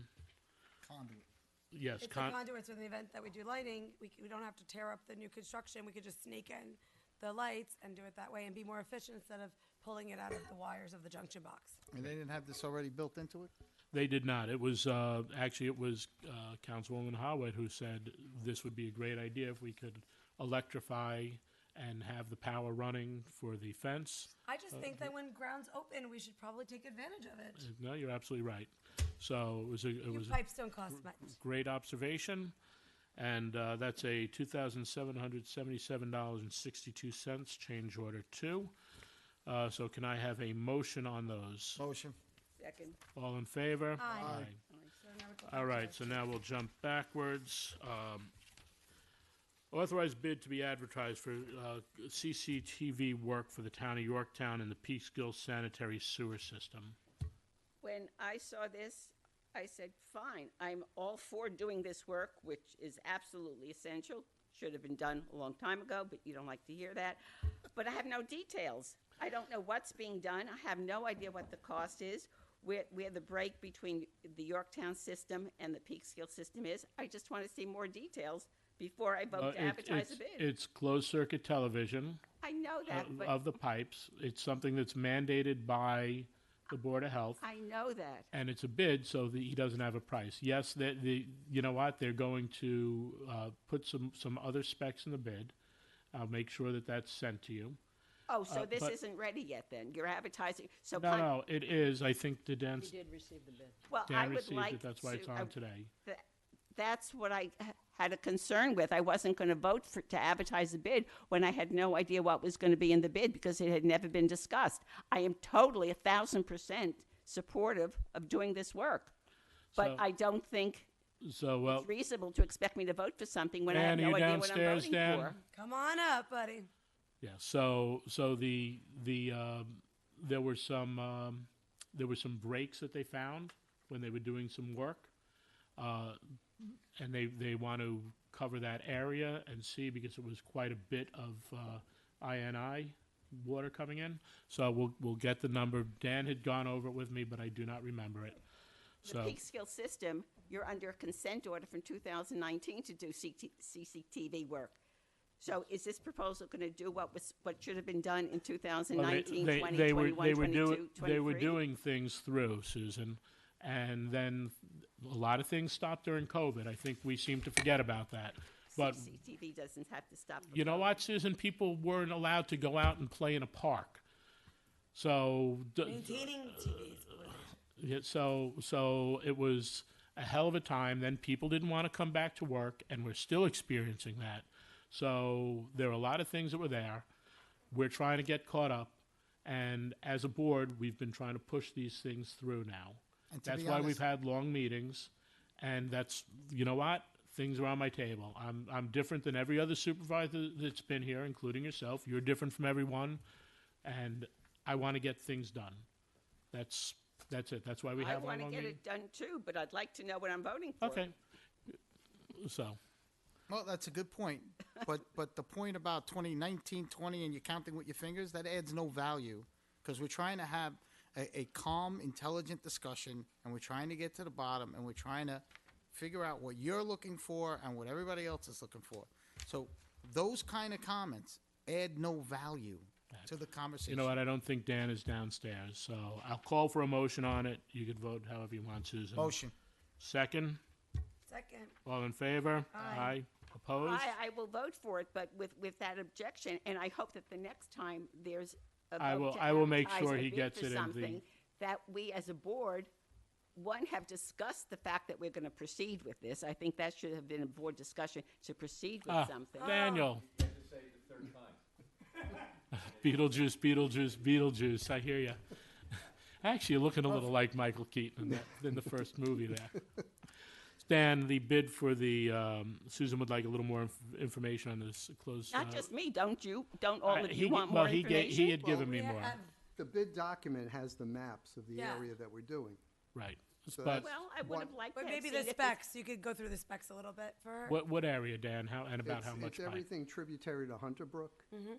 and we're under an order on consent with the I know we are. DEC. Explain that. And we also have the opportunity with Toll Brothers, because they've got to displace flow to come in. So that's part of their seeker analysis. So as we find leaks, they're going to help us bankroll the repairs. That's kind of essentially the deal we made with them. Right. Dan, you said this is also for the YS, for how it's, No. No, that's the it's, line. this is only for Peekskill. Only for Peekskill. Town of Yorktown do you slash have- Peekskill Sanitary Sewer. I know that everything is subject to what the bid comes in, but do you have a ballpark figure? Are we talking 50,000, 100,000, 150,000? I mean, the bid will come in and, you know. then No, we'll- you know how many linear feet. We haven't, we've done small ones lately, so I can't extrapolate that price because they're gonna charge you a different price per foot when they come in for a day or two, as opposed to doing. Can't you give us some estimate between 50,000 and 150,000? And where is the money going to come from? Is it going to come out of the Hunter Brook fund balance? I don't Or is it think- going to come, where is it going to come If we're from? putting out a bid, I don't think it's prudent to announce what numbers we're looking for, okay? I So, think- I don't think so, because here- if somebody was gonna come in at 20 and he says 50, now they're gonna be coming in at 60. Well, I don't think that's a smart Here's thing the to do. situation we're in. We're under an order on consent. I know that. So, You know, so we gotta get the number, and then we gotta figure out how to fund it. If I gotta increase it's coming out of Hunter Brook, because it's solely the GD district, which is Hunter Brook. So that's where it's going to come from. That's gonna come from, because that's who benefits from it, so it's pretty clean, it's not, that's the many areas we're doing right now. Okay, there's no more ARPA money left. This is going to come out of GD then? Yes, Do you know offhand what the fund balance is in GD right now? off the top of my head, no. What happens if the fund balance doesn't cover whatever the bid is? Then what? Oh, there's plenty. We got the budget, if we've gotta do this. Okay, So if we okay. gotta do the budget, I gotta make Great. provisions for it, so we can pay for it. This isn't like, maybe we won't do it. We will have to do it, otherwise we're gonna be fined. I know. believe me, you know that So, I, mean, you know but that that's I where know we're that we at. have So to do it. Dan, So I can don't- you I send, don't- can you send out the bid document, so this way? All right, well, actually, It'll be on the website thank you, Dan. tomorrow. Can I have our vote? Susan, did you want, you're the only one who hasn't No, I voted think yet. I voted for it. You It said has- you I don't would, think but you you did. wanted to know more. So you're an aye? I'm an aye, it has to be done. All right, authorized request for proposals for Yorktown Heights Railroad Station concession. This is the railroad station. We had put out a RFP. We had gotten a little interest back in the day, but it never materialized. There are supposedly some people interested, so we're revamping the RFP and sending it out with the correct dates How for many times was concessions. the did we have, I think. It went out only once before. No, I think it went out more than once, and the last one never materialized anyhow. Thank you, John. And this is the same RFP, right? Yeah. Twice? Over time frame. Oh. Over a long time frame, not. Twice, okay, it was twice. It was twice. Same RFP, but the last one was in '21, which is still COVID period, and so. Right. And also, isn't there like a little thing there because it doesn't have water or kitchen or?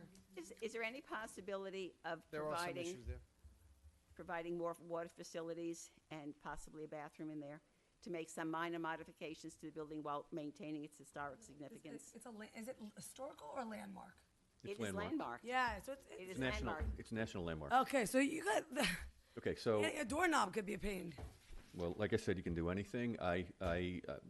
The long-term plan that I had envisioned, and I think other people had envisioned as well, I'm not the only one, was to have a small bathroom building nearby to accommodate, so. Yeah, kind of like a freestanding, like we have at Yeah. Gretna Knolls or something like that. Right, yeah. Because if somebody is going to staff that from 11 to 6 and there's no bathroom and it's one person manning it, somebody's going to have a problem. No, they Lock definitely the could door and use run that. across the street, but yes, we should have a bathroom.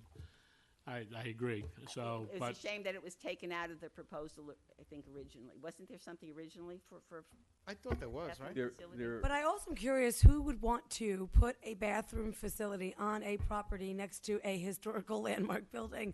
What are the rules it against could, that? it could be, Even freestanding? I'm just yeah. saying. It could be pushed off and it could be disguised. It could be, yeah, it would be a separate, small building. Yeah. They have composting, there's very small ones, you could do that. Okay. In the meantime, in the interim, you could have. A porta potty. Porta potties. Yeah, That's not the best situation. Was there a bathroom in there? There may have been a very small bathroom in there at one time. Yeah, I don't have concrete evidence that there was.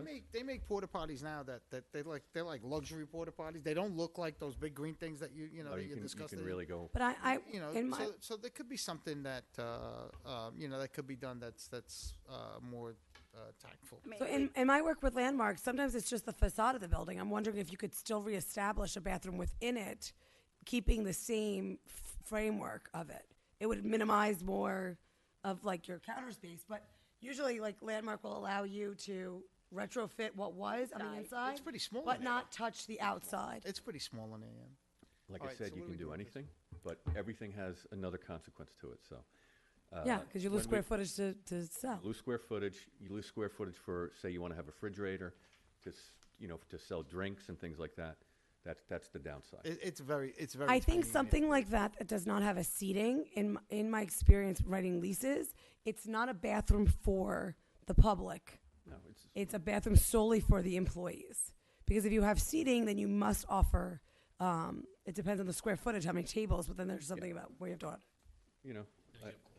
Sorry, now we're building restaurants. All Okay. right, so can I have a motion? Motion. Second? Second. All in favor? Aye. Susan, were you and I on that? Yeah, Yeah, of course. All right. I'd love to see it used. Before Such it's a pretty vandalized building again. too. Thank you, John. Bye, John. And then can I have a motion to adjourn the meeting? Motion. Motion. Second. All in Aye. favor? Aye. Aye. Good night, Yorktown. It's too early for me to leave. Not me. Yeah, thanks. No, but I'm just saying. Sometimes I'm like, oh man.